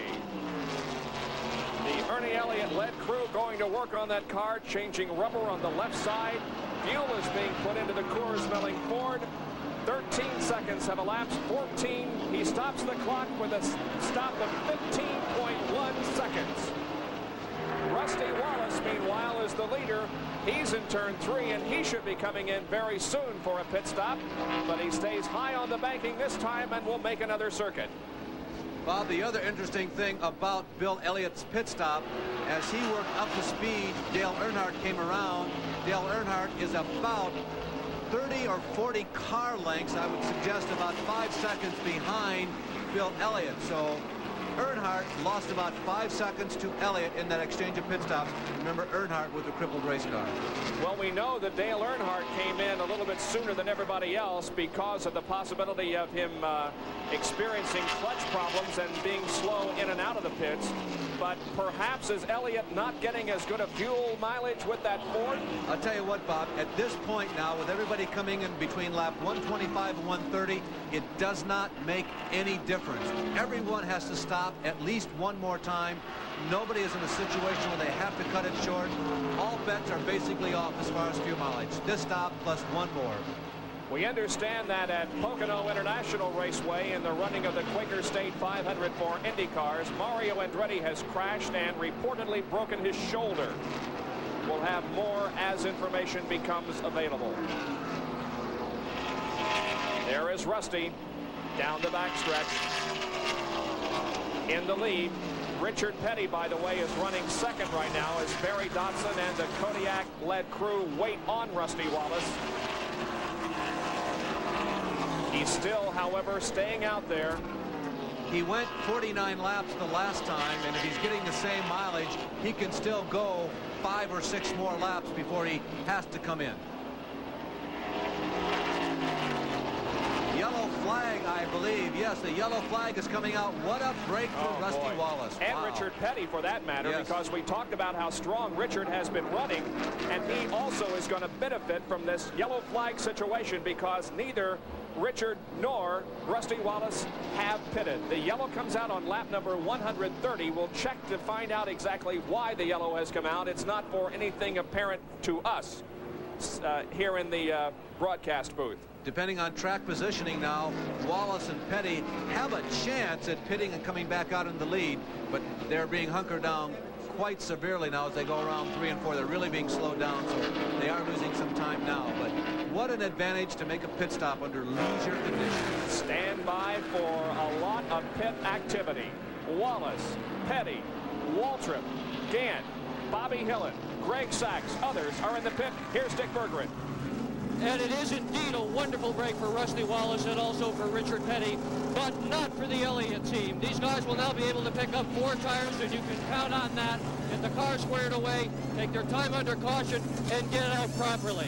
Here's Richard Petty on the bottom of your screen getting left side tires. Rusty Wallace also getting left side tires. So far, these have been flawless pit stops. Davey Allison also in. Oh, Richard Petty out first. Petty and Wallace in a drag race down the straightaway. Hey, it looks like that Richard may come out in the lead of this race. And by the way, Dale Earnhardt is in once again. He's getting fresh rubber on the right side of the Wrangler Chevrolet. There he is. Jerry Punch, are you down there?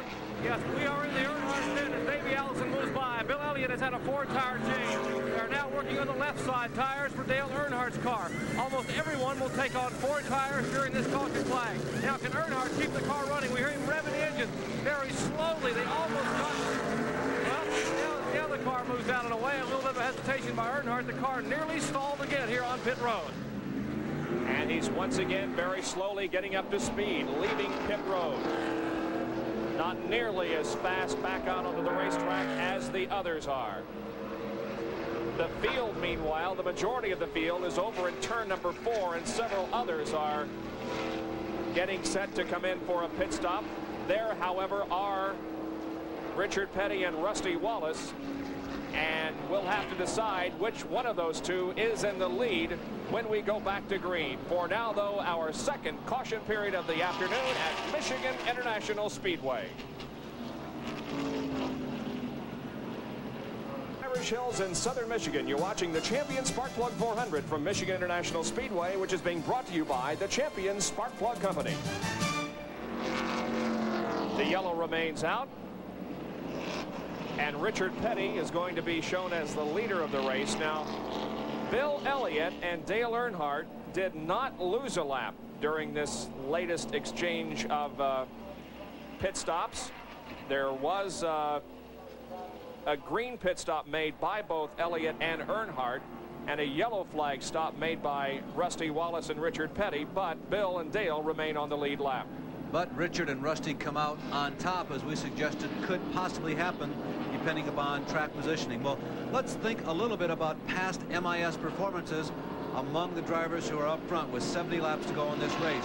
Rusty Wallace has only raced here 7 times in a Winston Cup stock car. He's been here 3 or 4 other times in an ASA car.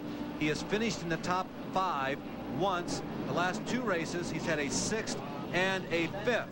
Richard Petty, on the other hand, has raced 36 times and has finished in the top 5 19 times. Let's go to Dick Berggren with Terry Labonte. Well, here's a surprise. Terry Labonte is out of his car in the garage area. Everything had been working so well for you until just now. What happened, Terry?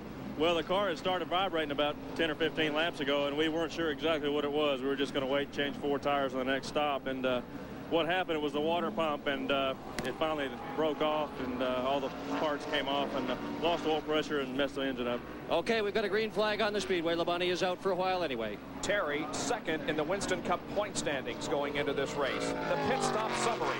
Wallace in first position, out in second.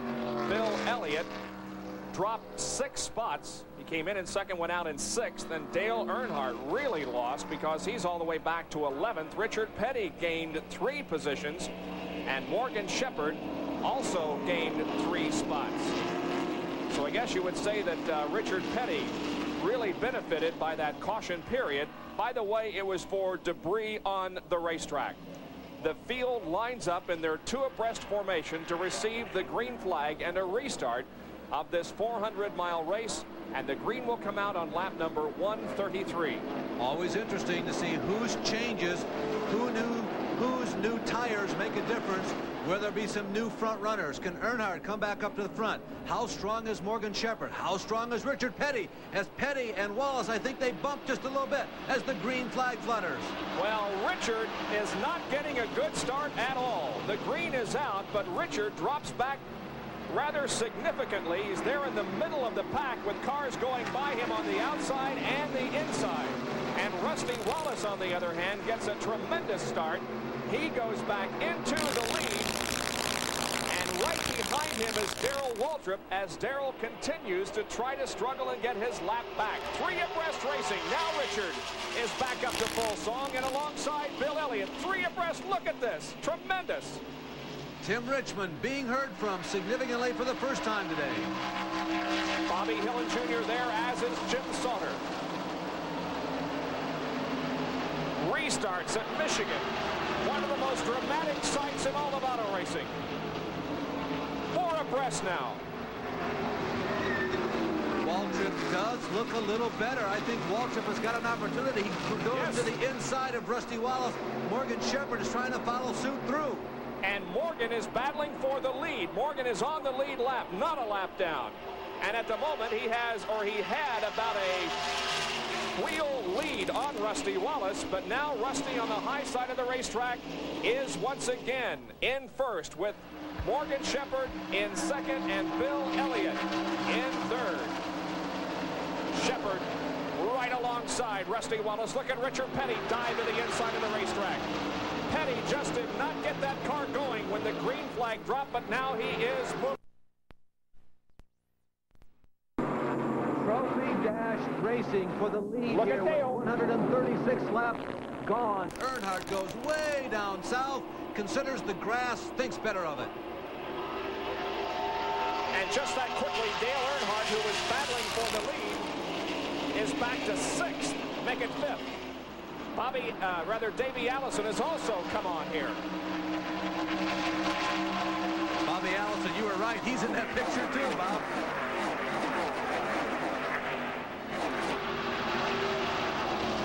Everybody with full loads of fuel, everybody with fresh rubber, and the cars are enormously equal. What will happen over the next 30 laps will really give you a complexion of how to the end of this race will go. As the cars lighten up with loads of fuel, some of the drivers will abuse their tires just a little more than others. Some of the setups of the cars are more perfect than the others. The tires will last a little longer on those machines. But right now, everybody is on even footing, and it shows. Rusty Wallace, followed by Bill Elliott, Morgan Shepherd, and Richard Petty here at Michigan. We'll be right back. Leading with Morgan Shepherd second and Davey Allison to third. Here's a replay of the action in turn 4. You can see Rusty is sideways right here. He tried to point the car down under Darrell Waltrip. He's trying to save it right now. You don't see it in your screen, but it's getting loose. And as he loosens the car as it moves back and forth, it loses RPMs, and Bill Elliott moves underneath him, followed by Morgan Shepherd. And Darrell Waltrip has been passed, so he goes a lap down once again. But into the lead, we have Bill Elliott.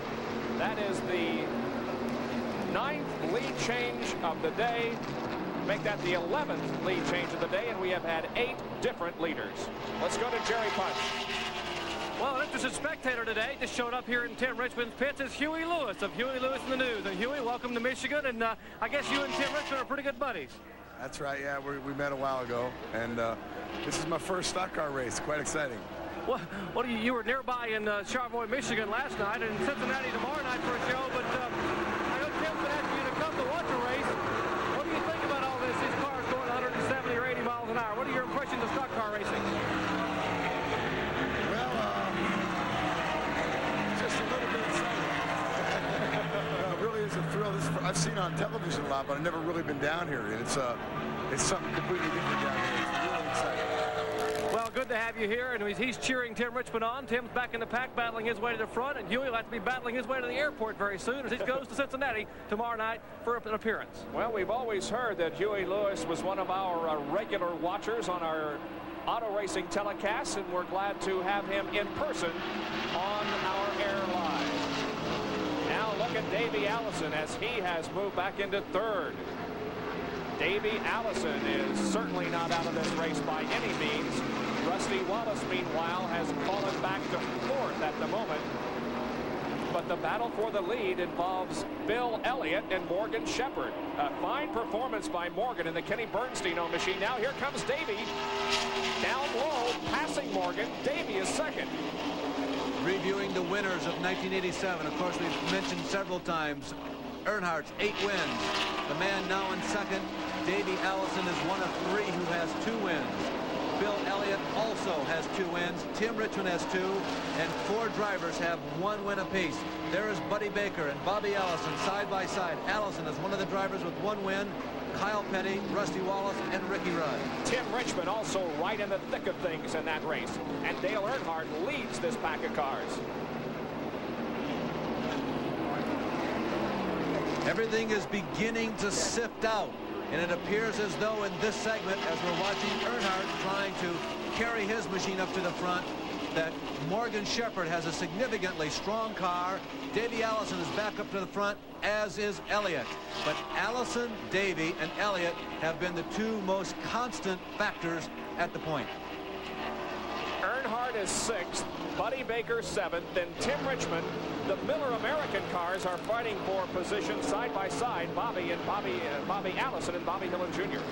Bobby Hillin Jr.'s best finish at MIS, a 6th in the June race. So Bobby Hillin Jr. knows how to steer a car around 200 laps here at MIS. And there's Bobby right in the center of your screen, Bobby Hillin Jr. that is, following Bobby Allison. And they are putting the heat on Alan Kawicki, one of our front row setters. 13 cars are on the lead lap. Those not mentioned recently on the lead lap, but they are, is Jeff Bodine in car number 5, and in the Valvoline Pontiac, Neil Bonnet and Kyle Petty. There is Phil Parsons in car 55 involved in this tussle for position, but Phil Parsons is a lap down in the Skoll number 55.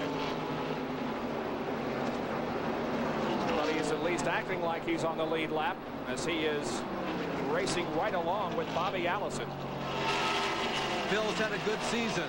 That team going to primarily one machine has really held Phil in pretty good stead, as he's had several top 10 performances and has been a threat for the top 5. You can see 5 top 10 finishes. He's been a threat for the top 5 on at least half of those occasions. Bill Elliott, Davey Allison, Morgan Shepherd, Rusty Wallace, Richard Petty, and Dale Earnhardt. Those are the first 6. They are in a lead draft. Most of Bill Elliott's wins, it seems, have come at the Michigan International Speedway. He's done well here. By the way, Elliott has won 9% of the Winston Cup races he has entered in his career. Still, the leading winner of all time in terms of percentage it's Richard Petty. He's won 19% of them. We're glad you could join us on this Sunday afternoon for live coverage of the Champion Spark Plug 400 from Michigan International Speedway. In the lead draft, Elliott, Allison, Shepard, Rusty Wallace, Richard Petty, Dale Earnhardt. As we have completed 149 laps, a car smoking in turn number 1, high against the wall. It's Tim Richmond in car number 25. He stirred it up there, Bob, because the smoke started to come out as he went down the front stretch. He held it under control, and he steered it up there to get out of the way. Nice job of driving by Tim Richmond. He's down the back stretch. The car slowing, but Tim managed to keep it out of the wall nicely. However, Ken Reagan has spun in turn. Earnhardt pitting. This is his best shot. Earnhardt, with that clutch problem, has got to take advantage of these yellow flags. He comes in on lap 149. My guess is Dale Earnhardt is going to try and stretch this. Make it lap 150 they just took. Earnhardt is going to attempt to go the distance no matter what. Alan Kulwicki, Bobby Allison, Neil Bonnet, Benny Parsons, and other are also taking advantage of this yellow flag to pit. From what we've seen so far today, Earnhardt's only opportunity to win this race seems to be pitting under the yellow. And as they come in on this point, if he's getting just perfect fuel mileage, they should be able to go the distance, and that has to be what's on their mind. Tim Richmond pulls behind the pit wall. Meanwhile, his teammate, Benny Parsons, in the decaffeinated Folger sponsored number 35, is receiving work on the left side of his car. The jacks are down, and Benny Parsons is pushed back off. All the leaders coming in this time, and this could be interesting. Not every one of them has shown the ability to go 50 laps. Fact is, few of them have shown the ability to go 50 laps. How long will this yellow flag last? How much fuel will it conserve? We'll find out. Dick is there. Right, that is the key question, who can go 50 laps. And right now, Bill Elliott is in. They're going to take 4 tires, take as much fuel as they can possibly get into this car. Elliott on the bottom of your screen now taking left tires. Davey Allison also taking left side tires on his car. They're going to get every bit of fuel they can in. This is just at the edge of the winter. And there goes Elliott out of the pit. Davey is beating him out.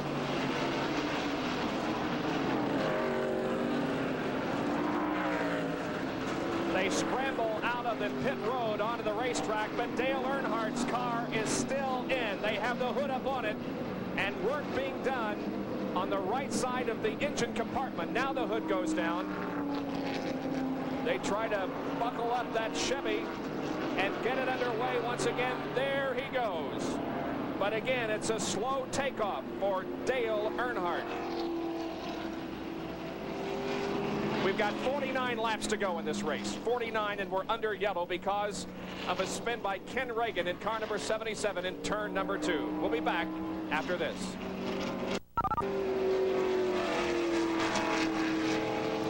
The reason for our third caution of the day. Ken Reagan spun and brushed the wall in turn number 2, between turns 1 and 2. Actually, Tim Richmond may have dumped some oil out there when his engine let go, and following was Ken Reagan, and he may have slid into the wall because of that. Let's go to Dick Berggren.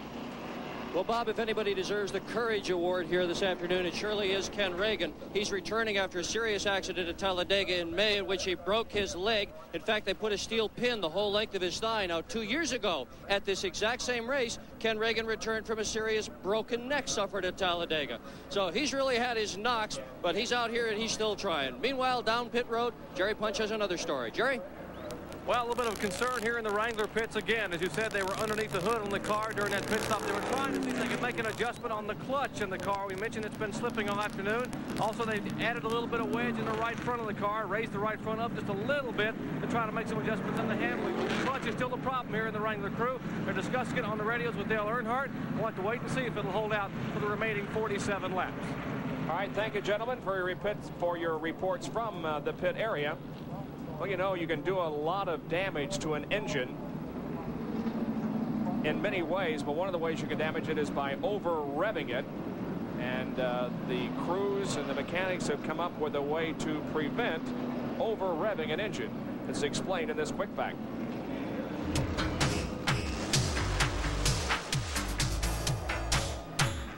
Quick Facts are brought to you by New Quaker State with QSX. Keeps your engine cleaner to last longer. Many Winston Cup drivers have complained about over-revving their engines by missing a shift on a restart or leaving pit road. And what happens when they over-rev the engine? Well, they can snap off a valve or break a spring or even break a rod, explode the engine, and they're through for the day. Well, the Winston Cup engine builders have decided they can fix that by putting rev limiters on the cars. Let's show you what they're talking about. These small red boxes are rev limiters. They limit the amount of revolutions per minute that the engine will produce. They are hooked to the electronic ignition. They will sense through this ignition the number of RPMs the engine turns. You can implant a small chip in the back of the rev limiter to tell you how far you want the engine to go before it's limited. This chip here says 8,000 RPMs. Once you exceed 8,000, these limiters will cause an ignition short circuit, causing the engine to begin to sputter and miss. No longer will the engine run well, but it won't over-rev, and therefore you won't break a rod or possibly break a spring or snap off a valve. And as the yellow stays out, Bobby Allison and Neil Bonnet pitted on lap 150, and everybody else pitted on lap 151. That means that Bobby is the leader of the race, Neil Bonnet is second, and Richard Petty is third, as the yellow stays out because of a spin and a brush with the wall in turn 2 by Ken Reagan. We'll be back at Michigan right after this. Uber, Jerry Punch and Dick Berggren back at Michigan International Speedway. Pit stops have been completed. We'll show you the summary of how things went during those stops. Elliott came in first, came out in 6th. Davey Allison really made a nice jump, or rather move backward from 2nd to 6th. Morgan Shepherd went from 3rd to 7th. Wallace from 4th to 5th. Richard Petty gained 2 positions. He came into the pits in 5th, comes out in 3rd. Bobby Allison was 9th and is now the leader of the race, and Neil Bonnet was 12th and now is running 2nd. And again, it's because of that the fact that they pitted on lap 150 and everybody else came in on lap 151. Let's talk to Bobby Allison, hopefully. Bobby, this is Larry Nuber up in ESPN's booth. Did you guys plan that yellow flag in that pit stop, or were you just lucky to put yourselves in the lead? Well, Larry, we were just lucky. We had just gone in for rights, and we felt like, well, we had all 4 of the last caution. We felt like just rights would do it, and they got us back out in the lead. Bobby, what do you think your chances are now? You've watched the leaders for the last 15 or 20 green flag laps, seemingly unable to catch them. Do you think the fresh set of tires are going to keep you in the lead? Well, Larry, the Fords look awful strong here the last go-around. We're running good, but it's going to be hard to hold them off. We really need those new Buick cylinder heads. We're trying to get NASCAR to approve. We understand the cool suit also went out on you. Is it unbearably hot in there? Well, it's pretty hot in here, Larry, but, you know, this is a cool hat by Thermocore. It's worked really good, but I think I've used up all of the Freon. Okay, Bobby, well, good luck to you, and we'll be keeping our eyes on you.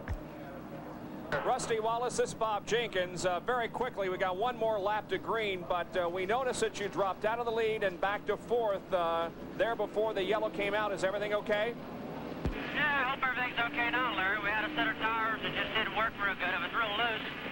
Now we just have to drive it and hold on, but I think the boys have got it fixed right now, so we ought to be in good shape here on out. All right, we'll let you go back to work. Good luck. Let's go down to Jerry Punch, who has an explanation of what's going on with Dale Earnhardt. Well, Dale Earnhardt just made a pit stop, and they made a right front spring change. Now, you cannot change a spring under NASCAR rules unless the spring is broken. We'll take a look. The spring indeed was broken. This is the right front spring here on the Wrangler Chevrolet. You see where the spring just absolutely came apart or separated here. Cecil Gordon, who's the spring and chassis man here. Cecil, what happened to this spring? What's that dark spot there? Well, it looks like there has been a slight flaw in the spring all the time, and it just caught up with us today. There's really no way to check these springs, so it just caught us today. Well, fortunately, they could come in under caution and get this spring changed. Let's go further up pit road to Dick Berggren. Well, my Freon's doing just fine. In fact, I wish I could give some of it to Bobby Allison and help him through. Another guy that's good and cool down here is Ernie Elliott. Ernie, you pitted with about 50 laps to go. Have you got enough fuel to go all the way? Yeah, well, actually, there's 49 left to go, and we've got enough to go the distance. Okay, they're comfortable. They think they're all set. We've still got some time before they go green as well, and that'll help the fuel economy, too. Yeah, Dick, my opinion is everybody is in okay shape. 3 cars have shown the ability to go, 4 cars to go 49 laps or more. Morgan Shepherd, the 27 car of Rusty Wallace, Bobby Allison, and Benny Parsons. But the yellow has lasted long enough that everybody coming in on lap 150 should be in good shape. And Harold Kinder had given the field a 1 more lap to go sign, but now the yellow remains out for at least 1 more lap.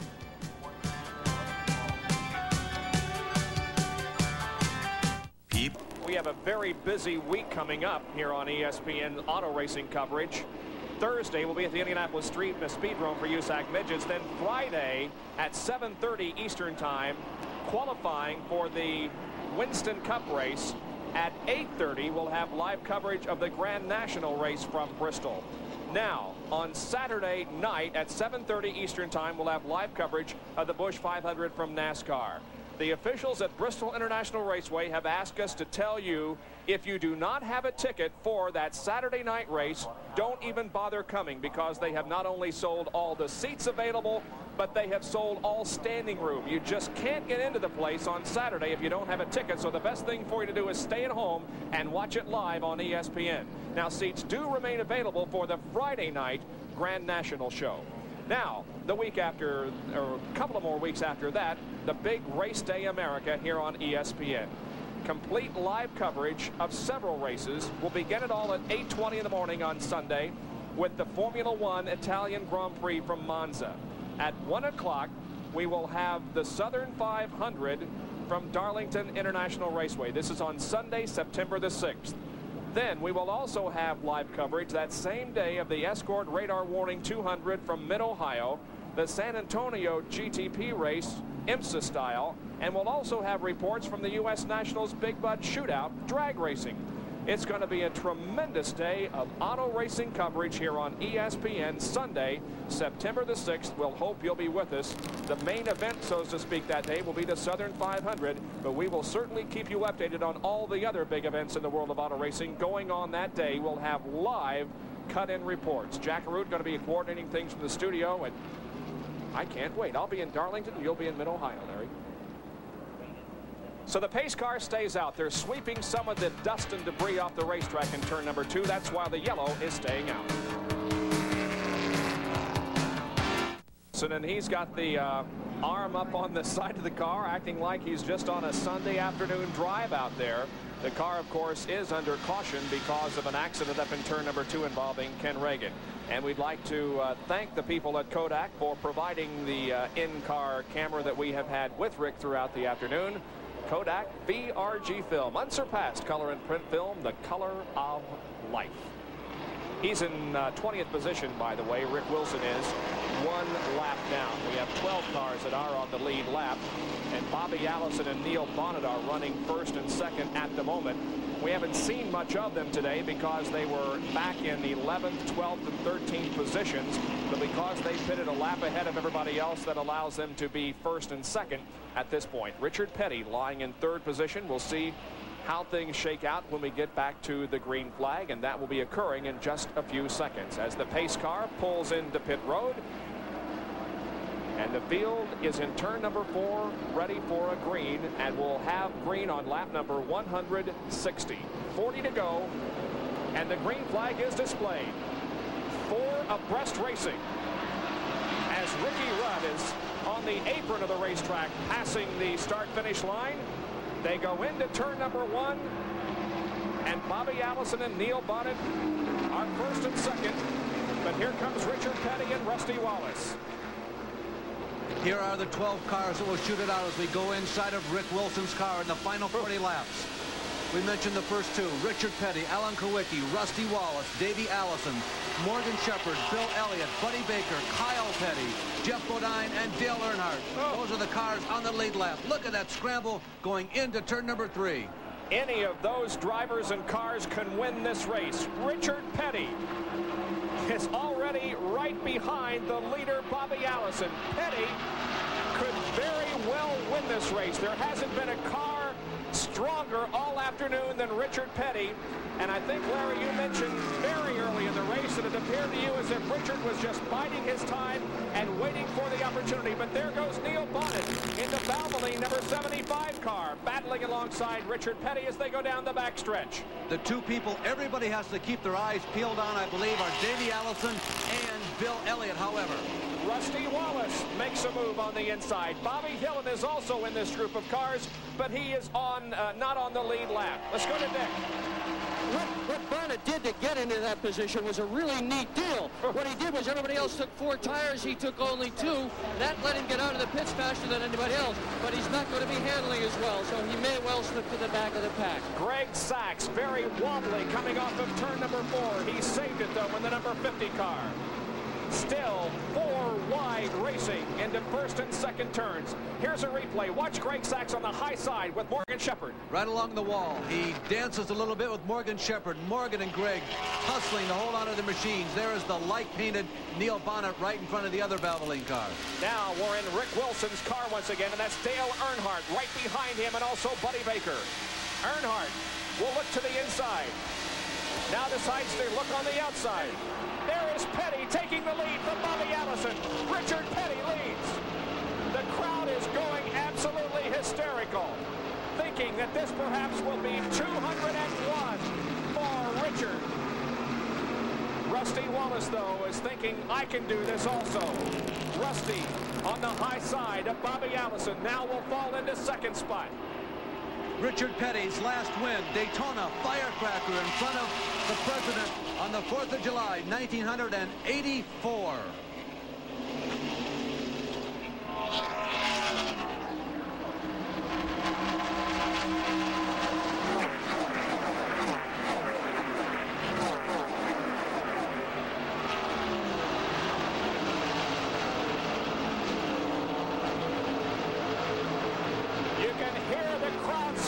As Richard Petty moves by the grandstand to lead another lap. Here is how Richard Petty went into the lead. Richard Petty goes to the inside. One legend matching door handle paint with another legend. Petty underneath Bobby Allison. He passes in just the right place with the thousands gathered here at MIS right in front of the main grandstand. Our producer Neil Goldberg and director Mike Wells are trying desperately to keep abreast of the action, but there is action all over the racetrack. The main concern, though, now is Richard Petty and his lead. But look at the battling back here. Davey Allison, Morgan Shepherd, Bobby Hillin Jr. Side by side and 3 abreast. Hillin Jr. lost a lap earlier. We've got 1 car, possibly 2, who are losing an engine going into turn number 1. Somebody is running Kyle Petty. low. Kyle Petty smoking badly at the bottom of the racetrack. He may have had an engine failure. Bob, Kyle Petty dropped out of the Daytona 500, the first race of the year. He has finished 17 in a row since. You're absolutely right. He has the second best finishing performance of the year, next to Dale Earnhardt, who's finished all of them.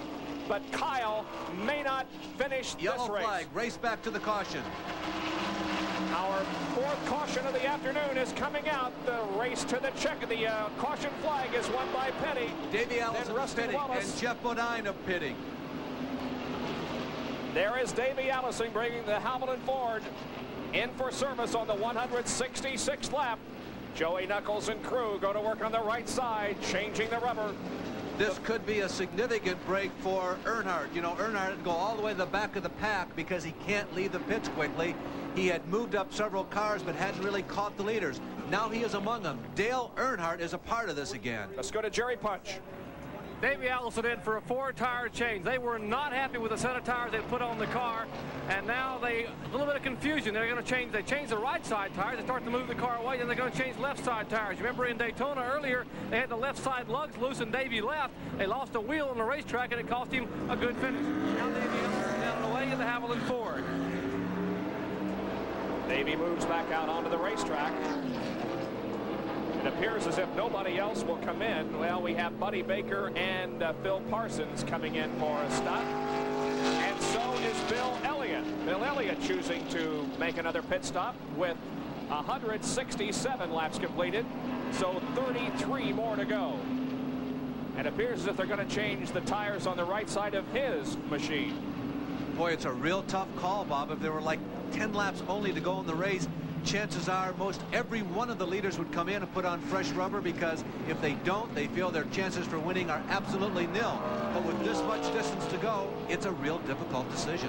Will Richard Petty win his 201st Winston Cup race? We'll answer that question a little bit later. Stay with us.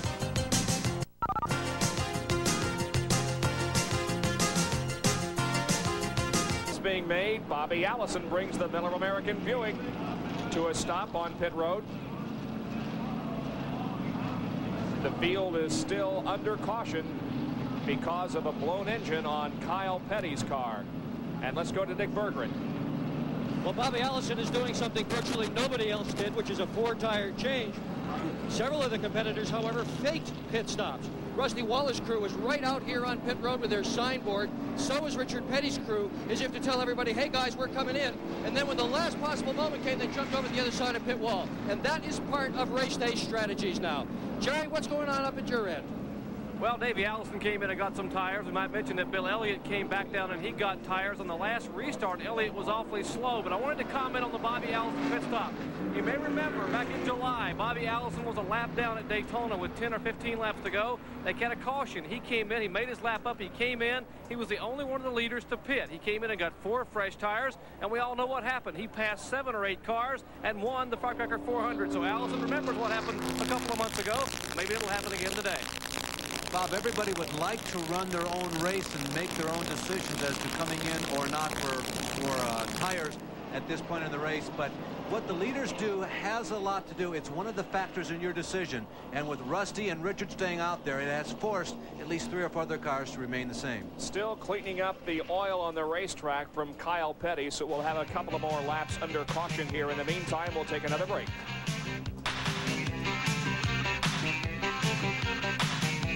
Green flag next time around, and the resumption of the Champion Spark Plug 400.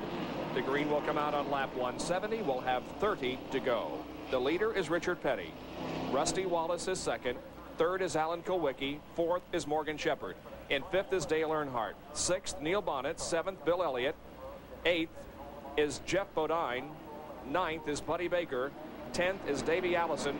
And 11th is Bobby Allison.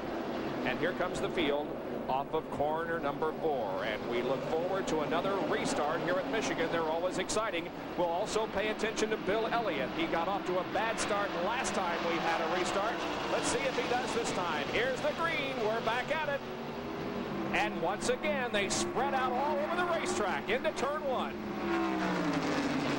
Richard gets a good start this time and manages to keep his Pontiac in front, with the Pontiac of Rusty Wallace chasing Rick Wilson, with our in-car camera being passed by Dale Earnhardt and now Darrell Waltrip.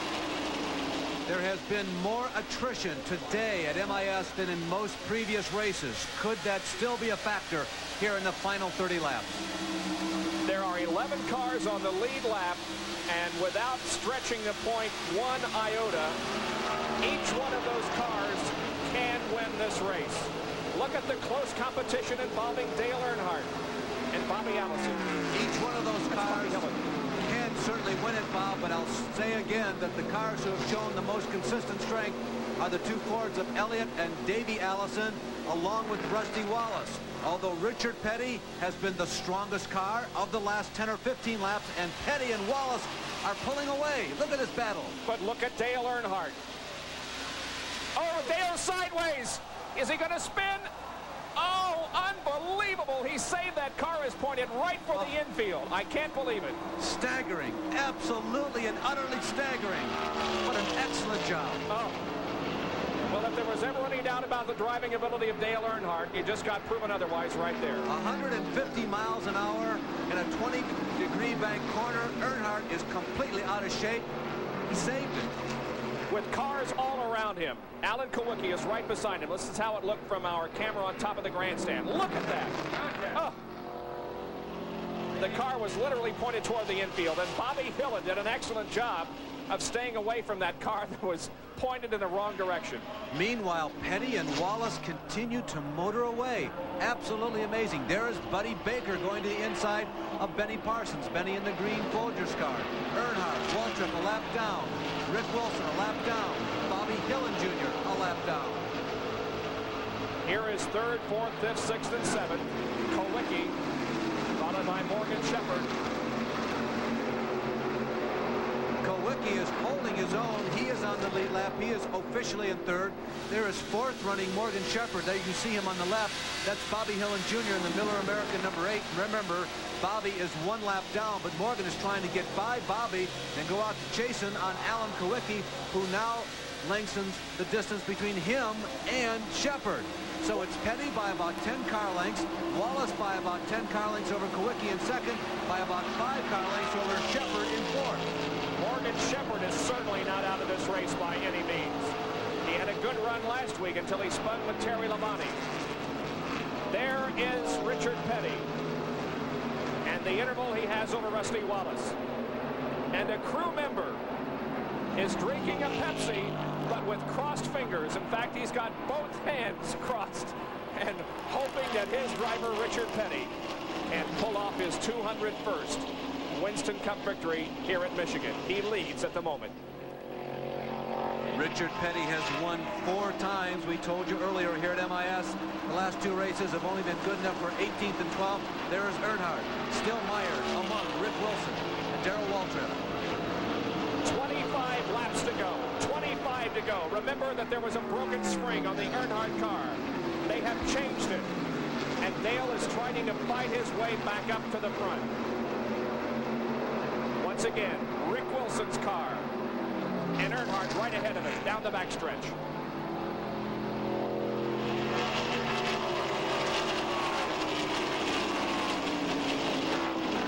The progress report on the Fords of Elliott and Davey Allison. They are running about 8th and 9th in line on the track. They are not making a rocket ship move to the front, but they're inching that way. Are they running faster than Petty or Rusty Wallace? Still too early to tell. I think we're going to be seeing Bill Elliott appear on one side of Rick Wilson. There is Bill Elliott, and he is approaching the Rick Wilson car. With the car slowing in turn 2, I think it's Bobby Hillin Jr. You're right. Bobby Hillin Jr. slowing in turn number 2. No incident.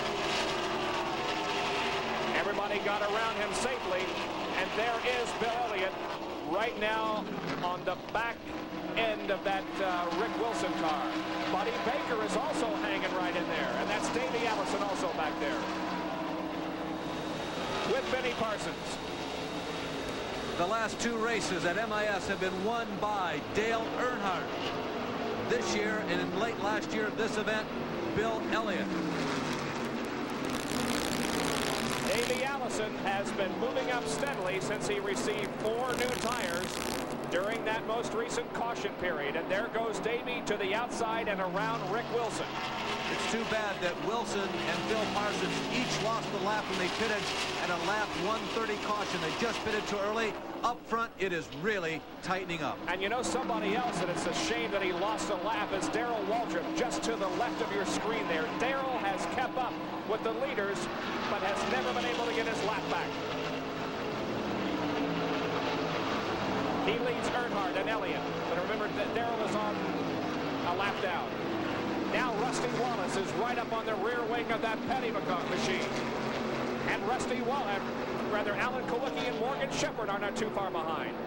Alan Kulwicki has been one of the real bright surprises of the mid-season of 1987. There is Alan Kulwicki. He almost had that win at Pocono. He's been qualifying strong at the road course at Watkins Glen. He anticipated having engine problems. It came out and still ran like a scared rabbit. He got 6th. The first 4 cars right here together. Rusty Wallace slightly sideways in the 4th turn. Gathered it in, however. 179 laps completed. 21 to go in this one. Unless there's a big surprise in the field, Bob, I think it has come down to this 4. Nobody else has broken from the pack. Earnhardt does not seem to be catching, although Elliott now has a clear racetrack in front of him for the first time. But these 4 right now look like they might be the ones. I don't know, Larry. I think Dale is beginning to close in on Morgan Shepherd, and so is Bill Elliott. They are quickly catching the lead draft. They've gotten together, Bob. That was the secret. They're drafting partners, and that allows them to catch up to the lead draft. It would appear as if Rusty Wallace perhaps is not handling as well as he has earlier. We've noticed on a couple of occasions, especially in turn 4, the car wants to get away from him.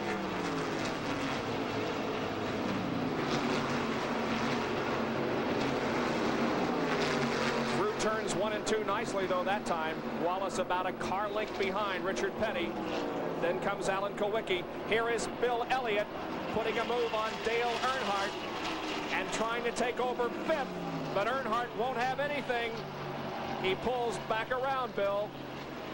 This is the battle for 5th. And Buddy Baker is also joining the fight for this position. Elliott to the low side of the racetrack. He goes down there because he feels he can run quicker down there. Also, it gets him away from whatever turbulence is coming off of Earnhardt's car. Oftentimes at MIS, as you come to the tri-oval, you can go right down to the bottom of the racetrack where it's practically flat if the car is handling and pick up some ground. Earnhardt, Elliott, and Buddy Baker will soon be catching the first 4 cars, and there they are.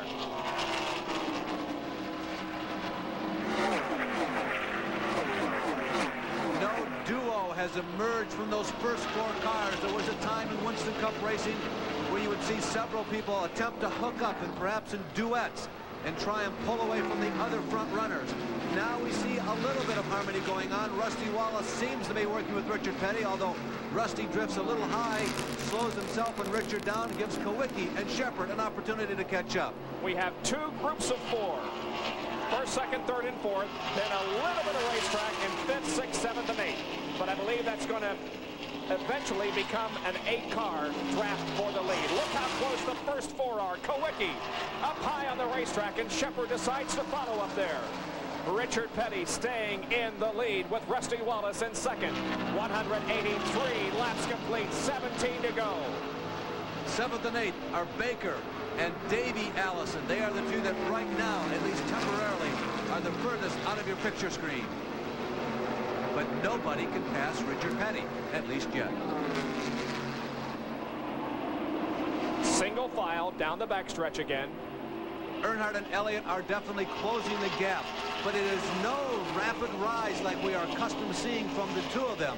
Both Earnhardt and Elliott, normally when they win races, and boy are they getting tight going through 3 and 4. You can see them fanning out, each one of them looking for a specific groove, trying to play the odds, trying to play the drafting, trying to play the various lanes. And now Earnhardt and Elliott have caught them as a 6-car draft for the lead. You can see Buddy Baker and Davey Allison coming on strong. Let's go to the pit area. Gentlemen, it's choice time. With 16 to go, Jerry Punch, who's going to win this race? I think Richard Petty is going to be the man to beat. I talked to Kenny Wilson earlier in the week. He said, we've got something for him here at Michigan. We've been waiting all year for this opportunity. We're going to take it today. No one can take it from us. We're going to do our darndest. My guess is that Alan Kulwicki is going to win. Why? I'd just like to see somebody win who hasn't won a race. But Richard Petty or any of these fellas who haven't won a lot of races would please me too. Larry? My sentimental choice is Morgan Shepherd or Alan Kulwicki because Morgan hasn't won this year. Alan has never won. I still stick with Elliott, however. I think that Dale Earnhardt is going to win. He's just moved up into 3rd. That quickly, he has come from the middle of the pack to 3rd. Elliott is right behind him, then Shepherd, Kulwicki, and Baker. On that last lap, while all of us were picking our favorites, so to speak, not favorite drivers, favorites to win this race, Alan Kulwicki slipped high, going through 3 and 4. Morgan Shepherd was the man right behind him. That is how Morgan and Alan dropped back. Now Shepherd appears to be running with Elliott and Earnhardt, but Kulwicki is the one who has been dropped back to 6th place. And now we have finally seen 8 cars that are right nose to tail on the racetrack. There they are. 1, 2, 3, 4, 5, 6, 7, 8. Nose to tail, going for it. And this is what is so terrific, everybody, about this race is that oftentimes this happens with 7 or 8 laps to go, and not everybody has an opportunity to make whatever moves they have up their sleeves. But we still have about 14 laps to go. Everybody has got a clean shot. Anybody in that group of 8 that's got anything left has got an opportunity here. They've got time to maneuver. All right, Larry, when we were talking to the drivers before the race started earlier this weekend, we heard several of them say, since this is a drafting racetrack, the place you want to be going down the backstretch is in second. Is that what Rusty Wallace is doing right now? Very good question. Wallace appears to be a little loose. There is a good possibility that he does not want to attempt to make a move and make a mistake and drop back to 4th or 5th. I think there is a good possibility that Wallace is waiting. One interesting move that Morgan Shepherd made early in the race, remember that he came across the start-finish line on 1 lap in 3rd place. Followed those 2 cars around, came off the 4th turn and passed 2 cars coming off the 4th turn. But yeah, now that I think about it, I think that Wallace could possibly be in a waiting posture. Good battle for 3rd, Elliott and Earnhardt and Morgan Shepherd. Another thing, Larry, you start a car tight and you want it to loosen up as the race goes along. Is that perhaps what Rusty Wallace has done? Yeah, I mean, they're all trying to do that. Wallace's crew appears to trouble right here in the front stretch. Jim Sauter and Jeff Bodine tangle. No hard contact. Both spin to the grass. Sauter out of control. Jeff Bodine continues. And the caution flag is out. Now it's going to be a race back to the caution. When they cross the stripe, we'll have 11 laps to go. No leaders are side by side right now. Let's keep our eyes on Earnhardt. He's often very crafty. Look at Rusty. Rusty on the high side. He wants to win the race back to the checkered. Here comes Dale Earnhardt. Petty goes into the pits. The race to the yellow flag will be run by Rusty Wallace, then Earnhardt, Shepherd, Bill Elliott, Alan Kulwicki, and Buddy Baker. Well, Petty must be going back in for new tires. Must be also a big surprise to everybody. It wasn't that Rusty was running so quick, it's that Richard slowed down and Dick is down in the Richard pit area. Well, Richard Petty is in the pit area, the only one of the leaders to do it so far. He's got right side tires. He's taking a drink. This is going to be a 4-tire change with only 11 laps to go. Petty obviously going to make a real stand on the gas charge to try to win this thing. It's been over 2 years since he's won. Here's his best shot. He's got 4 brand new tires, and there he goes. Petty moves back out onto the racetrack. So does Davey Allison, who came in for a stop that time. Michael Waltrip also did. You're watching Davey, though, get back up to speed on the racetrack, falling in behind the pace car. So did Neil Bonnet make a pit stop, and Bonnet has not been among the leaders, but he's remained on the lead lap. Petty and Dale Inman must be thinking the same way you were, Bob. Hey, Wallace is waiting on us. We would rather be the ones behind in 2nd or 3rd. We'll make the charge for the finish line. Several others making pit stops. You can see there to the right, including Darrell Waltrip and Lake Speed and Buddy Baker.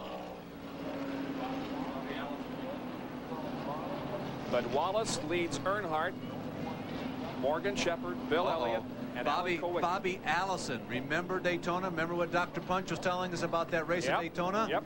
Bobby Allison in a similar position. We watched the work on Bobby Allison's car. Tire change completed on the right side. Now they move around to the driver's side of the car and put on fresh rubber. The car has already been filled with fuel.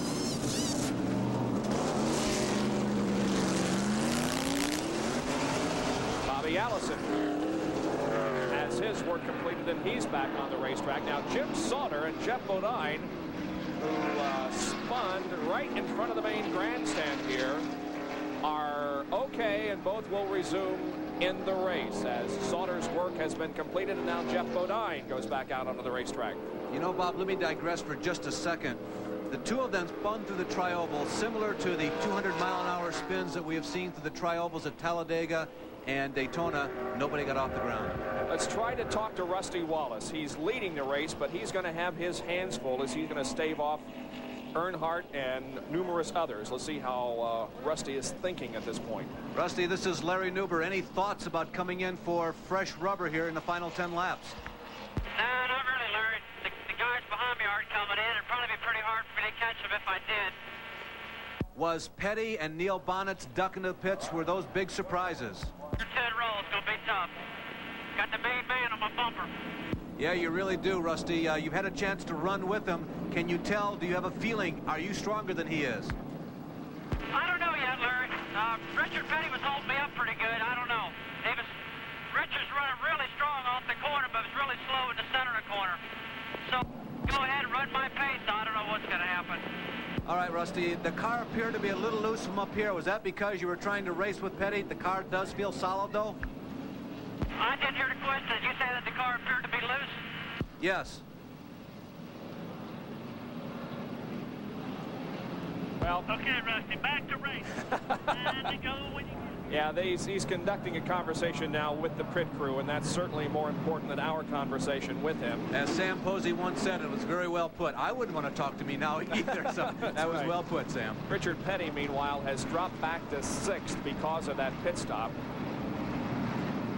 And we're going to be going for live action at the Seniors PGA Golf Tour, the Seniors Gold Rush, next from California. That'll be right after the conclusion of this race here on ESPN. So stay with us for that. We're going to be going green here on lap 192. We'll have 8 to go before we decide who is going to win this Champion Sparkplug 400. Again, the situation is Rusty Wallace has the lead. Dale Earnhardt is second, Morgan Shepherd third, then Bill Elliott, Alan Kulwicki, Richard Petty, Neil Bonnet, Davey Allison, Bobby Allison, Buddy Baker, and Jeff Bodine. Those are the 11 cars that are on the lead lap in that order. And Bob, all these yellow flags here in the last 50 laps of the race have really played into Richard Petty's hands. And we mentioned earlier that Richard needed to pace himself in the early stages of this race. He is not one of those 30-year-old bucks running out there like Rusty Wallace is. Richard has had a lot of injuries. There has been some illness in the last 4 or 5 years, and they take their toll on a 50-year-old man. But these yellow flags have put everything on an equation, and Richard Petty easily has as good a chance as anybody among those top 11 still in the lead lap. Well, we hope you have yourself a couple of things to drink and some popcorn, because in the next 8 laps, we're going to decide who wins this race. Settle back and enjoy it with us. Here we go. Harold Kinder waves the green flag. We're off and rolling once again. Rick Wilson, a lap car, pulls ahead of Rusty Wallace going into turn number 1. And Rusty, once again, gets a pretty good jump on the field. Dale Earnhardt got a very slow start again, and you could see Morgan Shepherd jockeying back and forth, looking for a place to go. But Dale held his straight line. He kept the lap car to the inside, and Morgan just couldn't get by. Rusty is glad, though, however, as Richard Petty continues to move up. He's passed Alan Kulwicki already. Rusty is very happy that Rick Wilson is, at the moment, positioned between himself and Dale Earnhardt.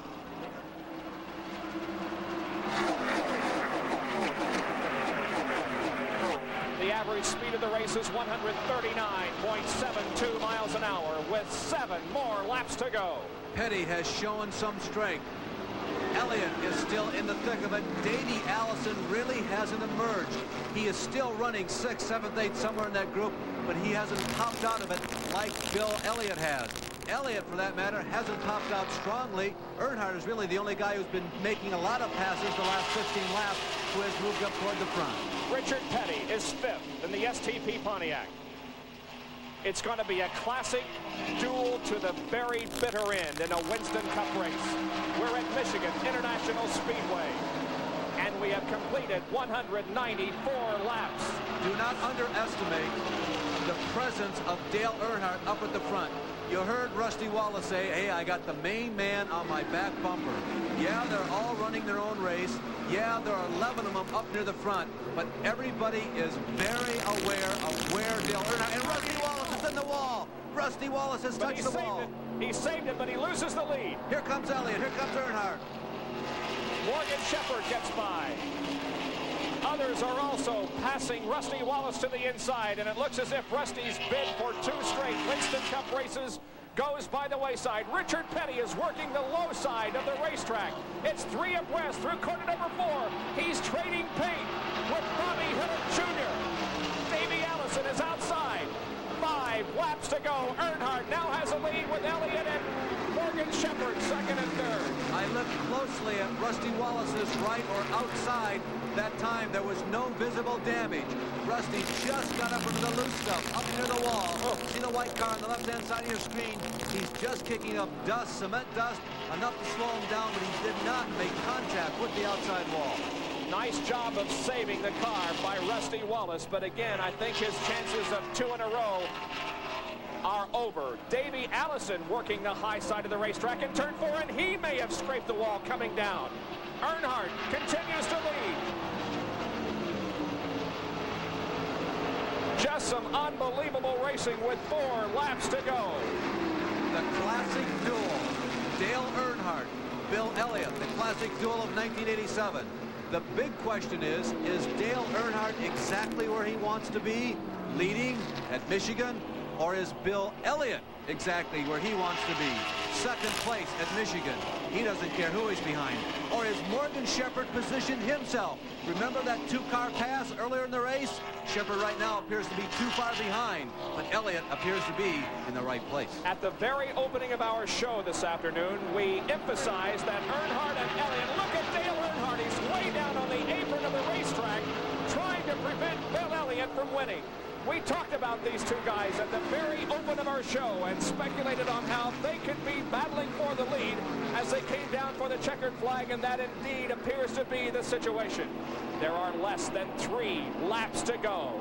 Bill Elliott is right behind Dale Earnhardt, and again, when we talked to the drivers before the race started, they said, yeah, I'd like to be in second place on the backstretch, coming around for the checkered flag. Elliott moves to the high side, though, of Earnhardt. The question is, Bob, is Earnhardt letting Elliott go there? Dale, once again, moving very low on the racetrack. He puts all 4 wheels below the white line, and in doing so, loses the lead to Elliott. But you're right, Larry, that could have been a ploy by Dale. He wants to be second. 198 down, 2 to go.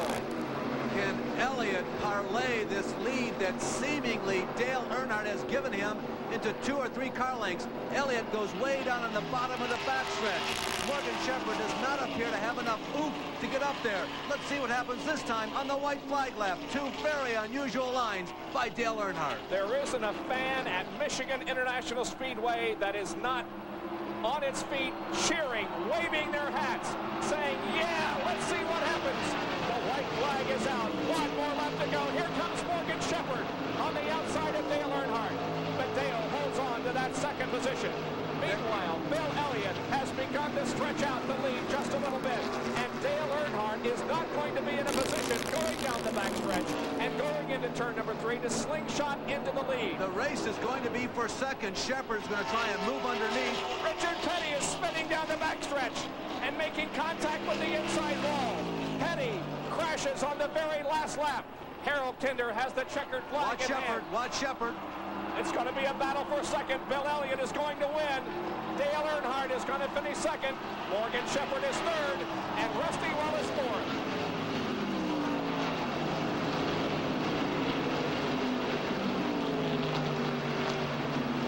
Bill Elliott has done it. He has won his 3rd consecutive Champion Spark Plug 400 here at Michigan.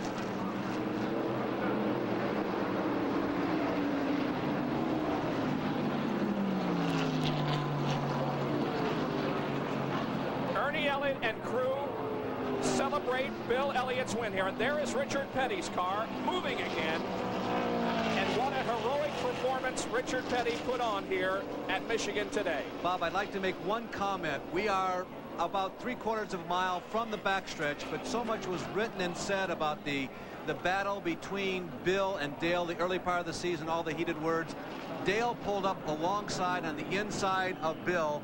Obviously, from 3/4 of a mile, I couldn't see the exchange going on, but it looked very friendly, and it looked like Dale Earnhardt was probably congratulating Bill Elliott in a race well run. We're not going to be able to get a shot of it, but there is red paint all over the right front of the Dale Earnhardt car, showing you how tough the competition was in the final couple of laps for the Champion Spark Plug 400. Bill Elliott has won a tremendously exciting race. He's pulling into victory lane right now, and we'll be there with him right after we pause for these messages.